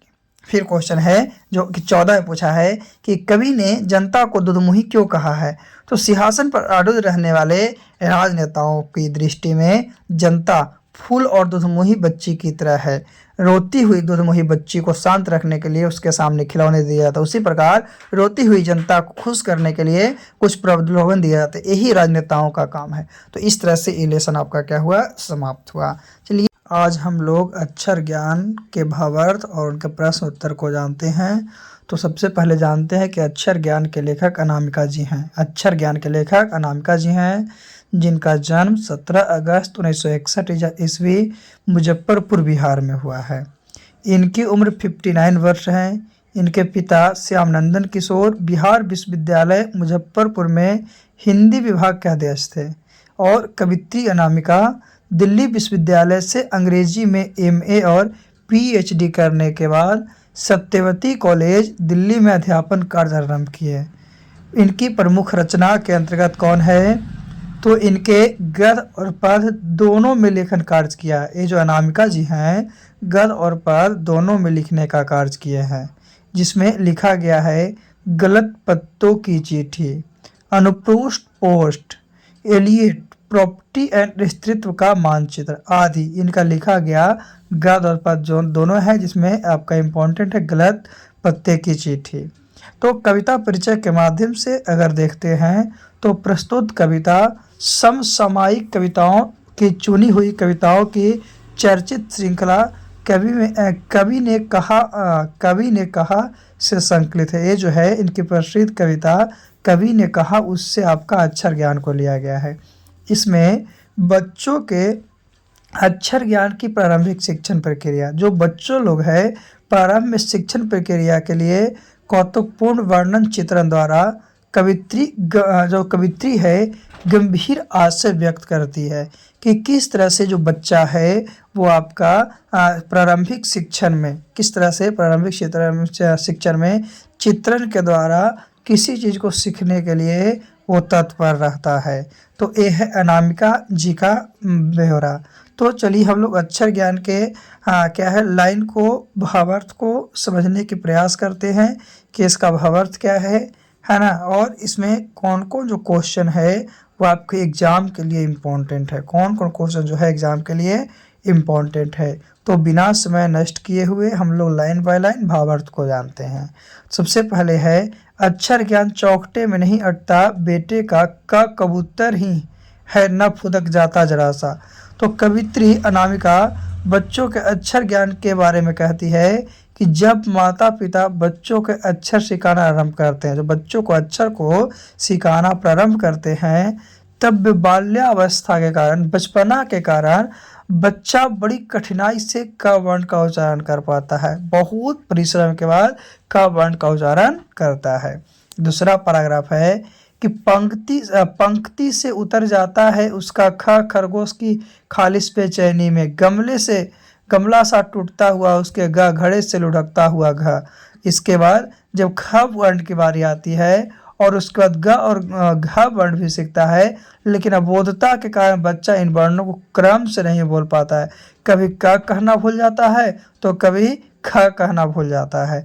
तात्पर्य यह है कि व्यक्ति का प्रारंभिक जीवन सही गलत के बीच झूलता रहता है कि क्या सही और क्या गलत है। जैसे क ख ग के सही ज्ञान के लिए बेचैन रहता है। जैसे बच्चे जो है क ख ग घ के सही ज्ञान के लिए बेचैन रहता है, उसी तरह से आदमी का जीवन भी है, वो भी क्या है, सही गलत के बीच क्या रहता है, वो आपका झूलते रहता है। किसके किसके बीच, तो सही गलत जो है उसके बीच वो झूलते रहता है। तो दूसरे पंक्ति का अर्थ ये था, है ना। पंक्ति से उतर जाता था ख जान गया तो ग के बाद घ, लेकिन इसी के बीच में क्या है, वो हमेशा भूलते रहता है और भूलने के उपरांत समस्याएं आती रहती है। तो अभी आप लोगों को दो पैराग्राफ का भावार्थ को बताया गया है, भाव को बताया गया है। किसके भावार्थ को बताया गया है, भाव को बताया गया है। तो हम लोग चलते हैं तीसरे जो पैराग्राफ है उसके अर्थ के बारे में, कि तीसरा पैराग्राफ जो है उसका क्या अर्थ है ना। ऐसे हम लोग दो पैराग्राफ को जान चुके हैं, तो तीसरे में प्रवेश करते हैं कि तीसरा पैराग्राफ क्या है। तो तीसरा पैराग्राफ है, अड़ा पर आकर थमक जाता है, उसे नहीं सदता है अड़ा, अड़ा के ड को वह समझता है, माँ और उसके बगल में बिंदु को मानता है, गोदी में बैठा बेटा। कह रहा है कवित्री कहती है, अक्षर ज्ञान की प्रारंभिक शिक्षा पाने वाला बच्चा क वर्ग के पंचवें अक्षर को वर्ण क्या है, अड़ा का ट वर्ग का ड और अनुस्वार वर्ग में गोदी में बैठा बैठा मान लेता है। उसका जो बच्चा है अड़ा को क्या होता है, ड मान लेता है ना। बच्चे को लगता है, बच्चा जो है उसको लगता है कि अड़ा वर्ण के आगे अनुस्वार लगाने से अड़ा बन जाता है। बच्चे जो सोचते हैं कि अगर अनुस्वार लगाएंगे तो अड़ा बन जाएगा। तो इस तरह से एक तीसरे पैराग्राफ का आपका क्या था, तो तीसरे पैराग्राफ का अर्थ था। चलिए चौथे पैराग्राफ की बात करते हैं। तो चौथे पैराग्राफ में है कि माँ बेटे सदते नहीं उनसे और उन्हें लिख लेने की अनवरत कोशिश में उसके आ जाते हैं आंसू। आंसू पहली विफलता पर छलके आंसू ही है शायद प्रथमा अक्षर सृष्टि की विकास कथा के। यानी कवि जो है कहती है कि बच्चा जो है अड़ा वर्ण का सही उच्चारण नहीं कर पाता, अड़ा वर्ण जो है उसका सही उच्चारण नहीं कर पाता है। वह बार बार लिखता है ताकि उसकी सही उच्चारण कर सके, लेकिन अपने को सही उच्चारण करने में असमर्थ जान करके क्या होता है, रो पाता है। तात्पर्य यह है कि अक्षर ज्ञान जीवन की विकास कथा का प्रथम सोपान है, यानी कि सबसे पहली सोपान है। तो ये आपका इस पैराग्राफ मतलब कि इस कविता में आपका 4 पैराग्राफ टोटल था। चलिए अब हम लोग चारों पैराग्राफ को जानने के बाद क्या करते हैं कि इसके प्रमुख क्वेश्चन आंसर को देखते हैं, प्रश्न उत्तर को देखते हैं कि इस लेसन की प्रमुख प्रश्न उत्तर क्या है, प्रमुख प्रश्न उत्तर क्या है और वो किस बार पूछा गया, कौन साल पूछा गया है, इसमें कितने प्रश्न उत्तर है उसके बारे में भी हम लोग जानेंगे कि इस लेसन में कुल कितने प्रश्न उत्तर हैं, कुल कितने प्रश्न उत्तर हैं। तो चलिए हम लोग देखते हैं सबसे पहला प्रश्न को कि पहला प्रश्न क्या है। तो सबसे पहला प्रश्न है क्या कि कविता में क का विवरण स्पष्ट कीजिए, कविता में क का विवरण स्पष्ट कीजिए। तो प्रस्तुत कविता में कवित्री छोटे बालक के द्वारा प्रारंभिक अक्षर बोध को साकार रूप से चिंतित करते हुए कहती है कि क को लिखने में अभ्यास पुस्तिका का चौखट जो है आपका छोटा पड़ जाता है। कर्मपठ भी इसी प्रकार क्या प्रारंभ में फिसलन भरा होता है। एक क्वेश्चन आपका 16 में पूछा गया था कि कविता में क का वितरण स्पष्ट है, जो कि प्रस्तुत कविता में कवित्री छोटे बालक द्वारा प्रारंभिक अक्षर बोध को साकार रूप से चिंतित करते हुए कहती है कि क को लिखने में अभ्यास पुस्तिका का चौखट छोटा पड़ जाता है। कर्म पथ भी इसी प्रकार प्रारंभ में फिसलन भरा होता है। दूसरा क्वेश्चन है जो कि आपका 12 में, 18 में, 15 में पूछा है कि बेटे के आंसू कब आ जाते हैं और क्यों। यह पूछेगा कि कवित्री के अनुसार बेटे को आंसू कब आता है और क्यों। तो सीखने के क्रम में बार बार प्रयास करने पर भी जब बालक विफल हो जाता है, सीख रहा है, सीखने के क्रम में बच्चा जो है बार बार क्या हो रहा है, विफल हो जा रहा है, सफल नहीं हो पा रहा है, तो ही पहली विफलता पर क्या आ जाता है, आंसू आ जाता है। क्योंकि कठिनतम प्रयास के बाद, बहुत मेहनत के बाद भी विफल होना कष्टदायी स्थिति उत्पन्न कर। जैसे अगर कोई व्यक्ति है जो कि पास हो जाता है, तो पास होने के बाद भी क्या उसे दिक्कत होता है कि बहुत मेहनत किया और थोड़ा सा 1-2 अंक के लिए वो क्या होता है, छट जाता है, उसे नहीं हो पाता है, तो उससे बहुत दुख होता है। उसी तरह से क्या है, कवित्री के अनुसार बेटे को आंसू आ जाते हैं। तो ये 2 क्वेश्चन था। एक आपका दूसरा क्वेश्चन 12 में, 18 में, 15 में 3 साल पूछा है, और पहला क्वेश्चन जो है आपको 16 में पूछा गया। किसमें? 16 में पूछा गया है। चलिए अब हम लोग तीसरे क्वेश्चन की ओर चलते हैं। तीसरा क्वेश्चन क्या है और उसके अनुकूल हम लोग जानेंगे कि क्या है और क्या नहीं है। ऐसे 2 क्वेश्चन को हम लोग जान चुके हैं। कितने क्वेश्चन को? 2 क्वेश्चन को जान चुके हैं। तो बिना देरी किए हुए हम लोग तीसरे क्वेश्चन की बात करते हैं कि तीसरा क्वेश्चन क्या है और क्या नहीं है ना। ऐसे इसमें 2 क्वेश्चन आपका था। तो चलिए हम लोग बिना समय नष्ट किए हुए तीसरे क्वेश्चन को जानते हैं। तीसरा क्वेश्चन है, खालिश बेचैनी किसकी है? बेचैनी का अभिप्राय क्या है? तो खालिश बेचैनी खरगोश की है। क सीखकर ख सीखने के कर्म पथ पर अग्रसर होता हुआ साधक की जिज्ञासा बढ़ता है। क सीख लिया, ख की ओर आगे बढ़ रहा है तो उसको जिज्ञासा बढ़ता है और वह आगे बढ़ने को बेचैन हो जाता है, सोचता है कि हम बहुत जल्द आगे बढ़ जाएं। वही बेचैनी का अभिप्राय है कि आगे बढ़ने की लालसा, जिज्ञासा एवं कर्म में उत्साह। तो बेटे के लिए अड़ा क्या है और क्यों? अगला क्वेश्चन है कि बेटे के लिए अड़ा क्या है और क्यों। तो बेटे के लिए अड़ा उसको गोद में लेकर बैठने वाली माँ है, उसको गोद में लेकर बैठने वाली माँ है। माँ स्नेह देती है, प्रेम देती है। अड़ा भी का को लेकर घातक सीखने के क्रम के बाद आता है, वहाँ स्थिरता आ जाती है, साधना क्रम रुक जाता है। ठीक उसी प्रकार जिस प्रकार जो कर्मवत बालक है माँ की गोद में स्थिर हो जाता है। तो ये इस लेसन का क्वेश्चन आंसर था। क्वेश्चन आंसर के साथ साथ हम लोग इस लेसन में देखें कि कौन किसका अर्थ है। तो आज हम लोग मेरे बिना तुम प्रभु कविता के भावार्थ और उसके क्वेश्चन आंसर को जानेंगे। तो सबसे पहले जानते हैं कि मेरे बिना तुम प्रभु के लेखक रेनर मारिया रिल्के हैं, जिनका जन्म 4 दिसंबर 1875 ईस्वी प्राग ऑस्ट्रिया, जो कि अब जर्मनी में है, हुआ है। इनकी मृत्यु 29 दिसंबर 1936 ईस्वी में हुई थी। ये जो रेनर मारिया रिल्के हैं, जिनकी मृत्यु 29 दिसंबर 1936 ईस्वी, पिता जो थे वो थे जोसेफ रिल्के और माता का नाम सोफिया था। माता जो थे इनके माता का नाम सोफिया। इनकी शिक्षा दीक्षा अनेक बाधाओं को पार करते हुई, ये बहुत क्या है कि बाधा के समस्या को पार करते हुए अपने पढ़ाई लिखाई की है। इन्होंने प्रयाग एवं म्यूकिनियस विश्वविद्यालय में शिक्षा पाए। ये संगीत, सिनेमा आदि में इनकी गहरी पैठ है, इनकी अच्छी नॉलेज है संगीत में, सिनेमा में, ये सब में। इनकी प्रमुख रचना में प्रमुख कविता संलग्न कौन है?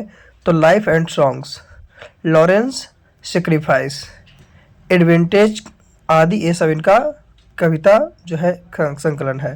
कहानी संग्रह की बात करते हैं तो टेल्स ऑफ ऑलमाइटी इनकी कहानी संग्रह है। उपन्यास की बात करते हैं तो द नोटबुक ऑफ मॉर्टल ऑडियंस जो है इनकी उपन्यास है। तो कवि जो है इस शिक्षा कविता के माध्यम से क्या बताना चाहते हैं? तो प्रस्तुत कविता मेरे बिना तुम प्रभु जो है वो धर्मवीर भारती के द्वारा, किसके द्वारा? तो धर्मवीर भारती के द्वारा हिंदी भाषा में अनुवादित जर्मन कविता है। ये जो था मेरे बिना तुम प्रभु जर्मन कविता है, इसे हिंदी भाषा में कन्वर्ट किए हैं, जिनका नाम है धर्मवीर भारती। क्या? धर्मवीर भारती। कवि का मानना है, जो कवि हैं उनको मानना है कि बिना भक्त के भगवान भी एकांकी और निरुपाय है। बिना भक्त के भगवान भी कोई अति नहीं है, एकांकी एवं निरुपाय हैं। उनका अस्तित्व जो है भक्त की सत्ता पर निर्भर करता है। जो भगवान है, भगवान का अस्तित्व भक्त की सत्ता पर निर्भर करता है, और भक्त और भगवान जो है दोनों जो हैं एक दूसरे पर निर्भर है। भक्त और भगवान दोनों जो हैं एक दूसरे पर निर्भर है। तो इस कहानी में, इस कविता में हम लोग को यही पढ़ना है। तो सबसे पहले इस कविता के जो है पैराग्राफ को जानते हैं, उसके भावार्थ को। तो पहला है कि जब मेरा अस्तित्व न रहेगा प्रभु तब तुम क्या करोगे? जब मैं तुम्हारा जलपात टूटकर बिखर जाऊंगा, जब मैं तुम्हारी मदिरा सूख जाऊंगा या स्वाधीन हो जाऊंगा, मैं तुम्हारे भेष में हूँ, तुम्हारी वृत्ति हूँ, मुझे खोकर तुम अपना अर्थ खो बैठोगे। ये जो लिखा गया है, इसके माध्यम से कवि क्या बताते हैं कि हे प्रभु, जब मैं नहीं रहूंगा तो तुम्हारा क्या होगा? तुम क्या करोगे? मैं ही तुम्हारा जल पात्र हूँ, जिससे तुम पानी पीते हो। अगर टूट गया तो क्या? जिससे नशा होता है, वो मेरे द्वारा प्राप्त मदिरा सूख जाएगी, मेरे द्वारा प्राप्त मदिरा भी क्या हो जाएगी? सूख जाएगी एवं स्वादहीन हो जाएगी, एवं क्या हो जाएगी? स्वादहीन हो जाएगी। तो वास्तव में मैं ही तुम्हारा आवरण हूँ, वृत्ति हूँ, जो भी हूँ रियल में मैं हूँ। अगर नहीं रहा तो तुम्हारी महत्ता भी क्या हो जाएगी? समाप्त हो जाएगी। दूसरा है कि मेरे बिना तुम गृहहीन निर्वासिन होंगे, स्वागत विहीन मैं तुम्हारी पादुका हूँ, मेरे बिना तुम्हारे चरणों के छाले पड़ जाएंगे, वो भटकते लहूलुहान। कह रहा है कि मेरे बिना, मेरे प्रभु, मैं नहीं रहा तो तुम गृह विहीन हो जाओगे, तुमको घर भी नहीं रहेगा कहीं रखने के लिए। कौन करेगा तुम्हारी पूजा अर्चना? कौन करेगा तुम्हारी पूजा अर्चना? वास्तव में मैं ही तुम्हारी पादुका हूँ, वास्तव में मैं जो हूँ वही तुम्हारी पादुका हूँ, जिसके सहारे जहाँ जाता हूँ तुम जाते हो, अन्यथा तुम भटकोगे। अगला जो है पैराग्राफ, उसमें दिया गया है, एक कवि कहता है, हाँ, तुम्हारा शानदार लवादा गिर जाएगा, तुम्हारी कृपा दृष्टि जो कभी मेरे कपोले की नर्म सप्या पर विश्वास करती थी, निराश होकर वह सुख खोजेगी जो मैं उसे देता हूँ। फिर कहते हैं क्या कवि कि मुझसे ही तुम्हारी शोभा है, अगर हम हैं तो ही आपकी शोभा है, मेरे बिना किस पर कृपा करोगे? अगर हम नहीं रहेंगे तो किस पर कृपा करोगे? कृपा करने पर सुख कौन होगा? कृपा अगर करिएगा तो सुख कौन होगा? मेरे बिना तुम्हारा सुख साधन विलुप्त हो जाएगा। अगर हम ही नहीं रहे तो हमारे द्वारा दिया जाने वाला जितने भी सुख साधन है वो विलुप्त हो जाएंगे, और जो मैं तुम्हें देता हूँ वही सुख सुविधा जो मैं तुम्हें देता हूँ। तो इस कविता के माध्यम से कवि यही कहना चाहते हैं कि अगर भक्त नहीं है तो भगवान कभी भी नहीं रह सकते हैं, यानी कि भगवान को रहने के लिए भक्त का होना ज़रूरी है। अगर भक्त ही नहीं रहेगा तो उनकी अपेक्षा करने वाले कोई भी नहीं है। चलिए, हम लोग 3 पैराग्राफ को जान चुके हैं, अब हम लोग चौथे पैराग्राफ की बात करते हैं कि चौथे पैराग्राफ में क्या है और क्या नहीं है। चौथे पैराग्राफ जो है उसमें आपका क्या है और क्या नहीं है। तो बिना देरी किए हुए चौथे पैराग्राफ को जानते हैं। चौथा पैराग्राफ में क्या है कि दूर की चट्टानों की ठंडी गोद में, दूर की चट्टानों की ठंडी गोद में सूर्यास्त के रंगों में घुलने का सुख प्रभु, प्रभु मुझे आशंका होती है, मेरे बिना तुम क्या करोगे? तो कवि कहते हैं कि जब मैं नहीं रहूँगा तो संध्याकालीन अस्त होते हुए सूरज के सुंदर लालिमा का वर्णन आखिर कौन करेगा? क्योंकि उस समय सारा वन प्रांत सूरज की बिखर रही लाल किरणों के संयोग से अद्भुत प्रतीत होता है। इसीलिए कवि को आशंका होती है कि मैं नहीं रहा तो तुम क्या करोगे? अगर हम ही नहीं रहे तो तुम क्या करोगे? तो मेरे बिना तुम प्रभु के इम्पोर्टेंट क्वेश्चन है क्या कि शानदार लवादा किसका गिर जाएगा और क्यों? ये 2015 में पूछा गया है। तो कवि के अनुसार भगवत महिमा भक्त की आस्था में निहित होता है, भक्त भगवान का दृढ़ आधार होता है, लेकिन जब भक्त रूपी आधार नहीं होगा, स्वाभाविक है कि भगवान की पहचान भी मिट जाएगी। अगर स्वाभाविक है कि भगवान की पहचान कब मिट जाएगी? जब भक्त रूपी आधार नहीं होगा, कोई भक्त करने वाला ही नहीं रहेगा तो भगवान की कोई अस्तित्व ही नहीं रहेगी, भगवान का पूरा अस्तित्व गिर जाएगा। तो एक क्वेश्चन आपका 2015 में पूछा गया था। क्वेश्चन क्या था कि शानदार लवादा किसका गिर जाएगा और क्यों? तो शानदार लवादा जो है भगवान का गिर जाएगा, किसके बिना? तो भक्त के बिना। किसके बिना? भक्त के बिना। तो अपने लैंग्वेज में भी इसे आप लोग लिख सकते हैं, अपने लैंग्वेज में भी इसे आप लोग क्या कर सकते हैं? लिख सकते हैं। तो अब हम लोग दूसरे क्वेश्चन की ओर चलते हैं कि दूसरा क्वेश्चन क्या है इस लेसन का। मेरे बिना तुम प्रभु का दूसरा क्वेश्चन क्या है उसके बारे में हम लोग चलते हैं। कवि रेनर मारिया रिल्के ने अपने आप को जलपात्र और मदिरा क्यों कहता है? कवि रेनर मारिया रिल्के हैं अपने आप को जलपात्र और मदिरा क्यों कहता है? तो ये आपका 2014 और 17 में फर्स्ट जगह पूछा गया है। तो इसका आंसर क्या होगा कि कवि अपने भगवान को भक्त मानता है। भक्त की महत्ता को स्पष्ट करते हुए, भक्त के महत्व को स्पष्ट करते हुए कवि ने भक्त को जलपान और मदिरा कहा है। भक्त को क्या? जलपान और मदिरा कहा है, क्योंकि जल पात्र में संग्रहित होकर भगवान अपने अस्मिता प्राप्त करता है। इसी तरह भक्ति रस के निकट आकर भगवान इससे क्या होते हैं? प्रसन्न होते हैं। भगवान इससे प्रसन्न होते हैं। तो यह क्वेश्चन भी आपके लिए इम्पोर्टेंट है। फिर तीसरा क्वेश्चन है कि कवि को किस बात की आशंका है? कवि जो है, कवि को किस बात की आशंका है, स्पष्ट कीजिए। तो कवि को आशंका है कि जब ईश्वरीय सत्ता की अनुभूति कराने वाला प्रतीक आधार या भक्त नहीं होगा, तब ईश्वर का पहचान किस रूप में होगा? प्राकृतिक छवि, मानव की हृदय रोग, दया, भगवत स्वरूप है, ये सब नहीं होगा, तब उसका परमात्मा का आश्रय क्या होगा? मानव किस रूप में ईश्वर को जान सकेगा? यह प्रश्न को लेकर कवि क्या है? आशंकित है। यही प्रश्न को लेकर कवि जो है आपका आशंका में है। तो ये क्वेश्चन 2016 में आपसे पूछा गया था। ये क्वेश्चन 2016 में आपसे क्या हो गया था? पूछा गया था, है ना। तो हम लोग आगे क्वेश्चन बात करते हैं। 3 क्वेश्चन को जान चुके हैं। मेरे बिना तुम प्रभु एक्सरसाइज में हम लोग 3 क्वेश्चन को जान चुके हैं। तो चौथा क्वेश्चन की ओर प्रवेश करते हैं कि चौथा क्वेश्चन क्या है ना। ऐसे लेसन का हर क्वेश्चन जो है आपके लिए इम्पोर्टेंट है। अगर याद रखिएगा तो आपको काम ही देगा। ऐसा नहीं है कि वो व्यर्थ जाएगा और काम आपको नहीं देगा। तो चलिए अब हम लोग चौथे क्वेश्चन की बात करते हैं कि चौथा क्वेश्चन क्या है। बिना समय को नष्ट किए हुए हम लोग चौथे क्वेश्चन को जानते हैं। तो चौथा क्वेश्चन है कि कविता के आधार पर भक्त और भगवान के बीच के संबंध पर प्रकाश डालिए। ये 2012 में पूछा है। तो प्रस्तुत कविता में कहा गया है कि बिना भक्त के भगवान की एकांकी और निरूपाय है। उनकी भगवता भी भक्त पर की सत्ता पर निर्भर करता। भक्त नहीं रहेगा तो कुछ भी संभव नहीं है। व्यक्ति और विराट सत्य एक दूसरे पर निर्भर है। व्यक्ति और विराट जो है, सत्य जो है, एक दूसरे पर निर्भर है। फिर है कवि किसको सुख देता है? तो कवि भगवान की कृपा दृष्टि की सप्या है।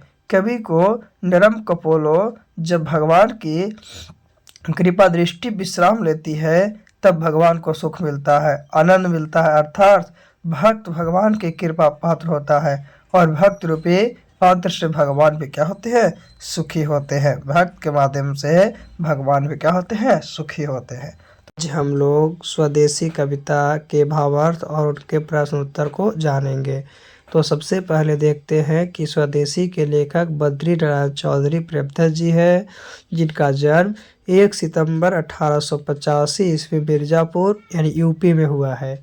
इनकी मृत्यु 1922 ईस्वी में हुई है। ये जो है आपका काव्य और जीवन दोनों क्षेत्र में भारतेंदु हरिश्चंद्र को अपना आदर्श मानते थे। यानी बद्रीनारायण जो है, प्रेमचंद जो है, भारतेंदु हरिश्चंद्र को अपना आदर्श मानते थे। इन्होंने भारत के विभिन्न स्थानों का भ्रमण किया है, यानी घूमे हैं। 1874 ईस्वी में इन्होंने मिर्ज़ापुर में रसिक समाज की स्थापना की। यानी कि प्रेमचंद के द्वारा आपका रसिक समाज की स्थापना 1874 ईस्वी में किया गया था। ये साहित्य सम्मेलन के कलकत्ता अधिवेशन के सभापति भी रहे हैं। और ये जो है कलकत्ता अधिवेशन के सभापति भी रहे हैं। कौन से? साहित्य सम्मेलन के। इनकी रचनाएं प्रेम घन सर्वस्व में संग्रहित है, लेकिन इनकी और भी रचना प्रमुख रचना है। उसके अंतर्गत भारत सौभाग तथा प्रयाग रामागमन इनके प्रसिद्ध नाटक है। भारत सौभाग और प्रयाग रामागमन इनके प्रमुख नाटक हैं। इन्होंने जीर्ण जनपद नाटक भी लिखे हैं। जिन्होंने ग्रामीण जीवन का यथार्थवादी चित्रण किया, गांव के वादी का चित्रण किया है। प्रस्तुत कविता जो दिया गया है स्वदेशी प्रेमचंद के द्वारा लिखित रचनाएं प्रेम घन सर्वस्व से ही संकलित है। इन दोहों में नवजागरण का स्वर मुखरित है। दोहे की विषय वस्तु और काव्य वैभव कविता के, काव्य वैभव कविता के स्वदेशी भाव को प्रकट करते हैं, अपने देश के भाव को प्रकट करते हैं। और कवि की चिंता आज के परिवेश में भी प्रशंसिक है। जो कवि हैं जो आज की चिंता करते हैं कि आज के जो परिवेश है उसमें भी प्रशंसिक है। चलिए अब हम लोग इनके अर्थ को जानते हैं लाइन बाय लाइन। तो सबसे पहला है, सवै विदेशी वस्तु नर गति रति लिखा लखात, भारतीयता कछु न अब भारत व दर्शात। कवि प्रेमधन क्या कहते हैं कि पराधीनता के कारण ही सर्वत्र विदेशी वस्तु ही दिखाई पड़ती है। स्वदेश जो है सर्वत्र यानी सभी जगह पे विदेशी वस्तु दिखाई पड़ती है। लोगों के चाल चलन तथा रीति रिवाज भी बदल गए हैं। दुख है कि लोगों में भारतीयों की भावना मर गई है। दुख क्या है कि लोगों में भारतीयों की भावना अब नहीं रही है, मर गई है। देश प्रेम की भावना देश में कहीं दिखाई नहीं देती। देश प्रेम की भावना देश में कहीं दिखाई नहीं देती। ये पहला पैराग्राफ का भावार्थ था। दूसरा है, मनुज भारती देखी कोई सकत नहीं पहचान, मुसलमान हिंदू किधौ कै है एक क्रिस्तान। पढ़ी विद्या प्रदेश की बुद्धि विदेशी पाए, चालन चलन प्रदेश के गई इन्हों अभिभाय।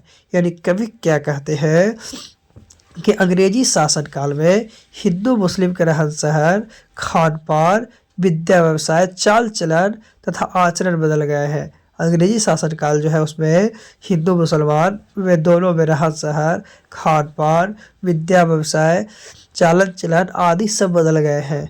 विदेशी भाषा पढ़ने के कारण, विदेशी भाषा विदेश की भाषा को पढ़ने के कारण जो भारतवासी हैं अपनी सांस्कृतिक भाषा सबका त्याग कर दिए हैं और त्याग करने के बाद ये विदेशी चाल चलन अपना लिए हैं। यानी कि जो भारत के लोग भी हैं वो विदेश के चाल चलन को अपना लिए हैं, विदेश की परिवेश में चलने लगे हैं। तो दूसरा जो पैराग्राफ था, दूसरा पैराग्राफ का आपका भावार्थ था। चलिए अब हम लोग तीसरे पैराग्राफ की बात करते हैं। तीसरा पैराग्राफ में है, ठठे विदेशी ठाठ सब बने देश विदेश, सपने हो जिसमें न कहो भारतीयता लेस। बोली सकत हिंदी नहीं अब मिली हिंदू लोग, अंग्रेजी भाखत करत अंग्रेजी उपभोग। यानी कवि प्रेमधन देश की दुर्दशा देखकर कहते हैं कि अंग्रेजी शासन के कारण भारतीयों का संस्कार विदेशी हो गया है। स्वदेशी वस्तुएं नष्ट कर दी गई, अपने देश की वस्तु को नष्ट कर दी गई है, हटा दी गई है। विदेशी वस्तु पर विदेशी वस्तु तथा भाषा के प्रचार के कारण कहीं भी भारतीयता के लक्षण दिखाई नहीं पड़ते हैं। सभी अपनी सुख सुविधा के प्राप्ति के लिए अंग्रेजी भाषा का व्यवहार करते हैं, अपने मतलब व्यवस्था के लिए, अपने सुविधा के लिए अंग्रेजी भाषा का इस्तेमाल करते हैं। तो ये तीसरा था। चौथा की बात करते हैं। चौथा है, अंग्रेजी वाहन वसन बेस रीति और नीति, अंग्रेजी रुचि गृह सकल वस्तु दई विपत्ति। हिंदुस्तानी नाम सुनी अब ए संकुचित लजात, भारतीय सब वस्तु ही सो ए हाय घिनात। यानी कवि प्रेमधन जी कहते हैं कि अंग्रेजी शासन काल में, जो अंग्रेजी शासन काल है उसमें भारतीयों की मनोदशा इतनी दूषित हो गई है कि वो भारतीय वस्तु का उपयोग करना छोड़ विदेशी वस्तुओं का उपयोग करने लगे। भारत की वस्तु को वो उपयोग में नहीं कर रहे हैं और विदेश की वस्तु को उपयोग कर रहे हैं। इनका हर कुछ विदेशी रंग में रंग चुका है। इनका जितना भी चीज़ है वो सब का सब विदेश के रंगों में रंगा गया है। वो अपने को हिंदुस्तान कहने में संकुचित महसूस करते हैं, अपने आप को हिंदुस्तानी कहने में भी उन्हें खराब लगता है, संकुचित महसूस कर रहे हैं। तथा स्वदेशी वस्तु देखकर नाक भौं सिकोड़ने लगते हैं और अपने देश की ही वस्तु को देखकर अपने नाक भौं क्या करने लगते हैं, सिकोड़ने लगते हैं। तो ये था आपका चौथे पैराग्राफ। चलिए अब हम लोग पांचवें पैराग्राफ को देखते हैं। तो पांचवा पैराग्राफ क्या है, देश नगर बाटक बनो सब अंग्रेजी चाल, हाटन में देखुत भरा बस्से अंग्रेजी माल, जिसमें सबहल सकत तरही धोती ढीली ढीली, देश प्रबंध करेंगे वो कैसी खाम। यानी कवि क्या कहते हैं कि भारतीय हाट बाजार में जो आपका मार्केट है उसमें अंग्रेजी भर दिए गए हैं, सभी जगह पे अंग्रेजी दे दिया गया है। भारतीय इन वस्तुओं के व्यवसायी बन गया और भारत के लोग इस सब वस्तुओं के व्यवसायी बन गए हैं। देश में निर्मित बहुत वस्तुओं का लोप हो गया, देश में बने हुए वस्तुओं को लोप हो चुका है। देश की कमान वैसे लोगों के हाथों में है जो स्वयं ढुलमुल विचार के हैं, जिन्हें स्वयं पर भरोसा नहीं है। फिर लास्ट पैराग्राफ है, लास्ट है इस कविता का कि दास वृत्ति की चाह चहो दिसी चारहुन बढ़न बढ़ाली करत खुशामद झूठ प्रशंसा मानहु बने डफाली, है ना। तो इसका मतलब क्या है कि कवि आश्चर्य प्रकट करते हुए कहते हैं कि ऐसे खोटे विचार वाले देश की सुरक्षा की आशा करना कितना हास्यप्रद है, कितना कवि है, क्योंकि सभी जाति के लोग अपनी आजीविका के लिए, अपने जीवन के लिए खुशामद में झूठी प्रशंसा का ढोल पीटने लगे हैं। यानी कि जिसका कोई काम नहीं है उसका भी वो ढोल पीटने लगे हैं। तो ये अपने देश स्वदेशी के बारे में बताया गया है इस लेसन में। तो अभी इस लेसन में टोटल 6 भावार्थ, मतलब कि 6 पैराग्राफ थे, 6 पंक्तियाँ थी, जिनका आपको क्या है कि पूरा का पूरा भावार्थ बता दिया गया है। अब हम लोग इस लेसन में क्वेश्चन आंसर को देखते हैं कि कौन से क्वेश्चन आंसर जो है आपका बार बार एग्जाम में पूछा जाता है, कौन कौन क्वेश्चन जो है आपके लिए बहुत ज़रूरी है। तो बिना समय नष्ट किए हुए हम लोग क्या करते हैं कि क्वेश्चन को देखते हैं। सबसे पहला क्वेश्चन है कि कवि समाज के किस वर्ग की आलोचना करता है और क्यों करता है। 11 में और 12 में पूछा है। तो उत्तर भारत में एक ऐसा समाज स्थापित हो गया है जो अंग्रेजी बोलने में शान की बात समझता है। किसकी शान की बात समझता है? क्या जब अंग्रेजी बोलता है, अंग्रेजी रहन सहन, विदेशी ठाट बाट, विदेशी बोलचाल को अपनाना विकास मानता है, और सब विदेश की चीज़ों को अपनाना ही विदेशी को कहता है ना। दूसरा क्वेश्चन है कि नेताओं के बारे में कवि की क्या राय है। ये 2016 में पूछा है। या इसी को बोले नेताओं के बारे में कविवर प्रेमधर की क्या राय है। तो इस तरह से करके 14 और 18 में पूछा है। तो आज के नेता, आज के देश के नेता है, आज देश के नेता, देश के मार्गदर्शक भी स्वदेशी वेशभूषा बोलचाल से परहेज करने लगे हैं। यानी कि अपने देश की बोलचाल में भी वो अपने भाषण को नहीं देंगे, स्वदेशी वेशभूषा बोलचाल का परहेज करने लगे हैं, है ना। साथ ही अपने देश की सभ्यता और संस्कृति को बढ़ावा देने के बजाय, अपने देश जो है भारत, उसकी क्या है, संस्कृति सभ्यता को बढ़ावा देने के बजाय क्या है कि वो सभ्यता से स्वयं प्रभावित दिख रहे हैं। यानी दूसरी जगह की सभ्यता से वो स्वयं जो है क्या है, प्रभावित दिख रहे हैं। तो ये आपका कौन कौन, तो पहला क्वेश्चन 2011 और कितना 12 में पूछा गया था। दूसरा क्वेश्चन जो है आपको 2016 में पूछा गया था, 2014 में पूछा गया था और 2018 में पूछा गया था। तो याद रखना है क्वेश्चन में कोई ज़्यादा जान नहीं है। हम लोग 2 क्वेश्चन के बाद आगे बढ़ते हैं तीसरे क्वेश्चन की ओर कि तीसरा क्वेश्चन क्या है ना। ऐसे इस लेसन के सभी इंपॉर्टेंट क्वेश्चन को देखेंगे। तो बिना देरी किए हुए तीसरे क्वेश्चन की ओर। तीसरा क्वेश्चन है कि स्वदेशी कविता का मूल भाव क्या है, सारांश लिखे। तो 16 में पूछा गया था। तो स्वदेशी कविता का मूल भाव है कि भारत के लोगों से स्वदेशी भावना लुप्त हो गई है। विदेशी भाषा रीति रिवाज से इतना स्नेह हो गया है कि भारतीय लोगों का रुझान स्वदेशी के प्रति बिल्कुल नहीं, अपने देश के प्रति बिल्कुल भी नहीं है। सभी और मात्र अंग्रेजी का बोलबाला है, और जहाँ भी देखिए वहाँ पे किसका, तो केवल ही केवल अंग्रेजी का बोलबाला है। चौथा क्वेश्चन है कि कवि को भारत में भारतीयता क्यों नहीं दिखाई पड़ती। कवि जो है उसको भारत में भारतीयता क्यों नहीं दिखाई पड़ती है। तो कवि को भारत में स्पष्ट दिखाई पड़ता है कि यहाँ के लोग विदेशी रंग बिरंगे हैं। खान पान, बोलचाल, हाट बाजार अर्थात संपूर्ण मानवीय क्रियाकलाप में अंग्रेजियत ही अंग्रेजियत है। यानी सभी जगह पे अंग्रेजी ही अंग्रेजी है। अतः कवि कहते हैं कि भारत में भारतीयता दिखाई नहीं पड़ती है। फिर क्वेश्चन है आपका कि कवि ने डफाली किसे कहा है और क्यों, है ना।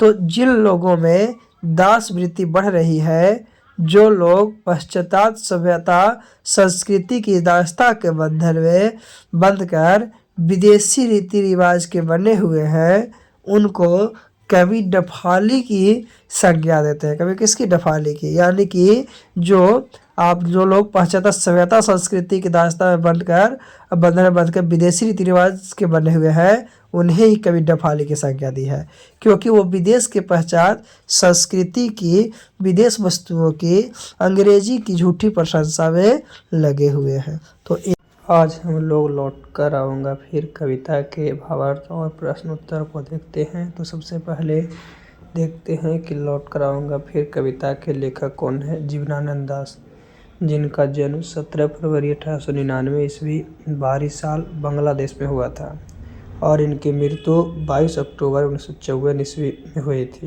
इनकी जीवनानंद दास की रविंद्रनाथ टैगोर के बांग्ला साहित्य के विकास में जिन लोगों का योगदान है उसमें से प्रमुख स्थान जीवनानंद दास का है। यानी कि रविंद्रनाथ टैगोर के जो बांग्ला साहित्य के विकास में जो डेवलपमेंट है उसमें सबसे प्रमुख स्थान जीवनानंद दास का है। इन्होंने बंगाल में जीवन में रच बसकर उनकी जड़ों को पहचाना तथा उन्हें अपनी कविता में स्वर दिया, और यही जो है बंगाल में जीवन में रच बसकर उनकी जड़ों को पहचानने और उनकी कविता को एक नया मोड़ दिए, नया स्वर दिए। इनकी प्रमुख रचना क्या है? तो झरा पालक, धूसर, पांडुलिपि, बनलता सेन, महापृथ्वी, सात्रितरार, तिमिर, जीवनानंद दास कविता में क्या हो गया इनका? इस प्रमुख रचना है कविता था। फिर है रूपसी बांग्ला, बेला अलबेला, कालबेला, मन विहंगम, आलोक पृथ्वी आदि। लेकिन इनकी निर्धन के बाद, ये जब मर गए उनके बाद लगभग 100 कहानी तथा 13 उपन्यास प्रकाशित हुए। जब ये मर गए इनकी मृत्यु हो गई। तो प्रस्तुत कविता जो है लौट कर आऊँगा फिर कवि प्रयाग शुक्ल द्वारा भाषांतरित जीवनानंद दास की कविता। ऐसे बांग्लादेश में लिखा गया था लेकिन हिंदी में कन्वर्ट करने वाले इसका कवि का नाम है प्रयाग शुक्ल। इसमें कवि अपनी मातृभाषा तथा परिवेश का उत्कृष्ट प्रेम अभिव्यक्त है। कवि ने इस कविता में एक बार फिर से जन्म लेने की लालसा प्रकट कर अपनी मातृभूमि के प्रति श्रद्धा प्रकट की। तो इसमें सबसे पहला लाइन का भावार्थ होगा कि खेतों है जहाँ धान की बहती नदी के किनारे, फिर लौट कर आऊँगा एक दिन बंगाल में, नहीं शायद होऊंगा मनुष्य जब होऊंगा अवालील। कहने का मतलब है, कवि कहते हैं कि धान के खेत वाले बंगाल में बहती नदी के किनारे मैं एक दिन लौटूंगा। हो सकता है मनुष्य बनकर ना लौटूं, अबाबिल बनकर लौटूं, लेकिन लौटूंगा ज़रूर। दूसरा पैराग्राफ है जिसमें दिया गया है कि या फिर कौवा उस भोर का फूटेगा नई धान की फसल पर, जो कोहरे के पालने से कटहल की छाया तक भरता पेंग आऊँगा एक दिन ज़रूर। तो कवि जो है दूसरे पंक्ति के माध्यम से कहते हैं क्या कि या फिर कौवा होकर, या भोर की फूटती हुई किरण के साथ, भोर की फूटती हुई किरण के साथ धान के खेतों में छाए कुहासे में, धान के खेतों में छाए कुहासे में कटहल की पेड़ की छाया में ज़रूर आऊँगा। यानी किसी न किसी रूप में हम पुनः आएंगे। चाहे इसमें क्या बोला, कावा होकर या भोर की फूटती किरण के साथ धान के खेतों में या छाए कुहासे में कटहल की पेड़ की छाया में ज़रूर आऊँगा। यानी कवि जो है आपका क्या है कि अपने देश लौटने की बात करते हैं कि कोई भी रूप में हम अपने देश में ज़रूर से ज़रूर आएंगे, कोई भी। तो ये दो पंक्ति हो गया। चलिए अब हम लोग तीसरे पंक्ति की बात करते हैं। तीसरे पंक्ति क्या है और उसका अर्थ क्या होगा। तो ये लेसन जो है बहुत ही अच्छा लेसन है। ऐसे बांग्ला लेसन में बांग्ला भाषा में लिखा गया था, बंगाल भाषा में लिखा गया था, लेकिन इसे हिंदी में रूपांतरित कर दिए हैं प्रयाग शुक्ल ने। तो और भी अच्छे रोमांचक कविता हो गई है। तो अब हम लोग तीसरे पैराग्राफ को जानते हैं बिना समय को नष्ट किए हुए। तो तीसरा पैराग्राफ क्या है कि बनकर शायद हंस में किसी किशोरी का, बनकर शायद हंस में किसी किशोरी का, घुंघरू लाल पैरों में तैरता रहूँगा बस दिन दिन भर पानी में, गंध जहाँ होगी भरी घास की। कहने का मतलब है कि कवि इस पंक्ति के माध्यम से कहते हैं कि किसी किशोरी का हंस बनकर घुंघरू जैसे लाल लाल पैरों में दिन दिन भर हरी घास गंध वाली पानी में तैरता रहूँगा। यानी कि हमेशा पानी के धाराओं में तैरता रहूँगा। फिर है अगला पॉइंट ना आऊँगा मैं नदियों मैदान बंगाल में, बुलाएंगे मैं आऊँगा। जिसे नदी होती ही रहती है पानी से इसी सजल के किनारे पर, पानी के इसी सजल किनारे पर। इस पंक्ति के माध्यम से कहता है कि बंगाल की मचलती नदियाँ, बंगाल के हरे भरे मैदान जिसे नदियाँ धोती है, जिसे नदियाँ धोती है, बुलाएंगे और मैं आऊँगा। इस समय बुलाएंगे और हम क्या हैं, आएंगे। और उन्हीं सजल नदियों के तट पर पुनः नजर आएंगे। यानी कि जब भी कहे हैं तो इस पंक्ति में बंगाल की मचलती नदियाँ, बंगाल के हरे भरे मैदान जिसे नदियाँ धोती है, बुलाएंगे मैं आऊँगा उन्हीं सजल नदियों के तट पर। तो यहाँ से क्वेश्चन ऑब्जेक्टिव पूछता है कि कभी बार बार कहाँ लौटने की बात करते हैं, तो ये बंगाल हो जाएगा। क्या हो जाएगा, इसका आंसर जो हो जाएगा कभी बार बार जो है बंगाल लौटने की बात करते हैं। वो किसी भी रूप में वो अपने बंगाल को छोड़ना नहीं चाहते हैं और बार बार वो क्या करते हैं कि वो बंगाल में ही लौटने की बात करते हैं। चाहे कोई भी रूप में बनकर वो लौटें, लेकिन बंगाल में ही लौटेंगे। तो चलिए अभी हम लोग 4 पैराग्राफ को जान चुके हैं। अब हम लोग 5वें पैराग्राफ की बात करते हैं। ऐसे टोटल 6 पैराग्राफ में आपका कविता दिया गया है। तो 5वां, शायद तुम देखोगे शाम की हवा के साथ उड़ते एक उल्लू को, शायद तुम सुनेंगे कपास के पेड़ पर उसकी बोली धसीली ज़मीन पर फेंकेगी मुट्ठी भर भर चावल, शायद कोई बच्चा डॉट डॉट उबले हुए, है ना। तो कहता है कि हो सकता है कि शाम की हवा में किसी उड़ते हुए उल्लू को देखो, या फिर कपास के पेड़ से तुम्हें उसकी बोली सुनाई दे। हो सकता है तुम किसी बालक को घास वाली ज़मीन पर मुट्ठी भर उबले चावल फेंकते देखो। वो सभी के जगह पे हम क्या रहेंगे, मौजूद रहेंगे, उपस्थित रहेंगे। फिर है लास्ट पैराग्राफ, क्या है उसके बारे में जानते हैं कि देखोगे रुपसा के गंदले से पानी में नाव लिए जाते एक लड़क को, उड़ते फटे पाल की नाव लौटे होंगे रंगीन बादलों के बीच सारस, अंधेरे में होऊंगा मैं उन्हीं के बीच में देखना। या फिर रुपसा नदी के मटमैले पानी में किसी लड़की के फटे उड़ते पाल की नाव तेज़ी से ले जाते हुए देखो, या फिर रंगीन बादलों के मध्य उड़ते सारस को देखो। कहीं भी देखो वहाँ पे हम ही नजर आएंगे। अंधेरों में मैं उनके बीच हो जाऊंगा, अंधेरा जब रहेगा उस समय हम जो हैं उनके बीच हो जाएंगे।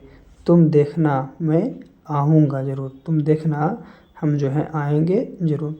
तो इस तरह से ये पंक्ति का आपका क्या था, उल्लेख था, वर्णन था आपका, उसका अर्थ था कि कौन से पंक्ति का क्या अर्थ है उसके बारे में। तो इस तरह से ये आपका इस लेसन के भावार्थ समाप्त हो चुके हैं। तो हम लोग इस लेसन से देखते हैं कि कौन कौन से इम्पोर्टेंट क्वेश्चन जो है बार बार एग्जाम में पूछे जाते हैं, है ना। कौन सा क्वेश्चन कब पूछा गया है इसके बारे में हम लोग बात करते हैं, यानी कि इस लेसन के सबसे इम्पोर्टेंट क्वेश्चन को जानने का प्रयास करते हैं।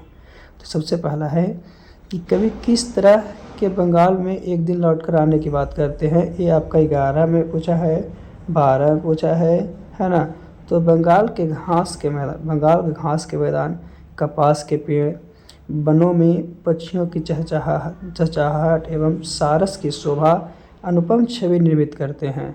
और बंगाल की इस अनुपम सुशोभित एवं रमणीय धरती पर कवि जो हैं आपका पूर्ण जन्म लेने की बात करते हैं, यानी कवि पुनः इस धरती पे जन्म लेने की बात करते हैं। दूसरा क्वेश्चन है कि अगले जन्मों में बंगाल में आने की क्या सिर्फ कवि की इच्छा है, स्पष्ट कीजिए।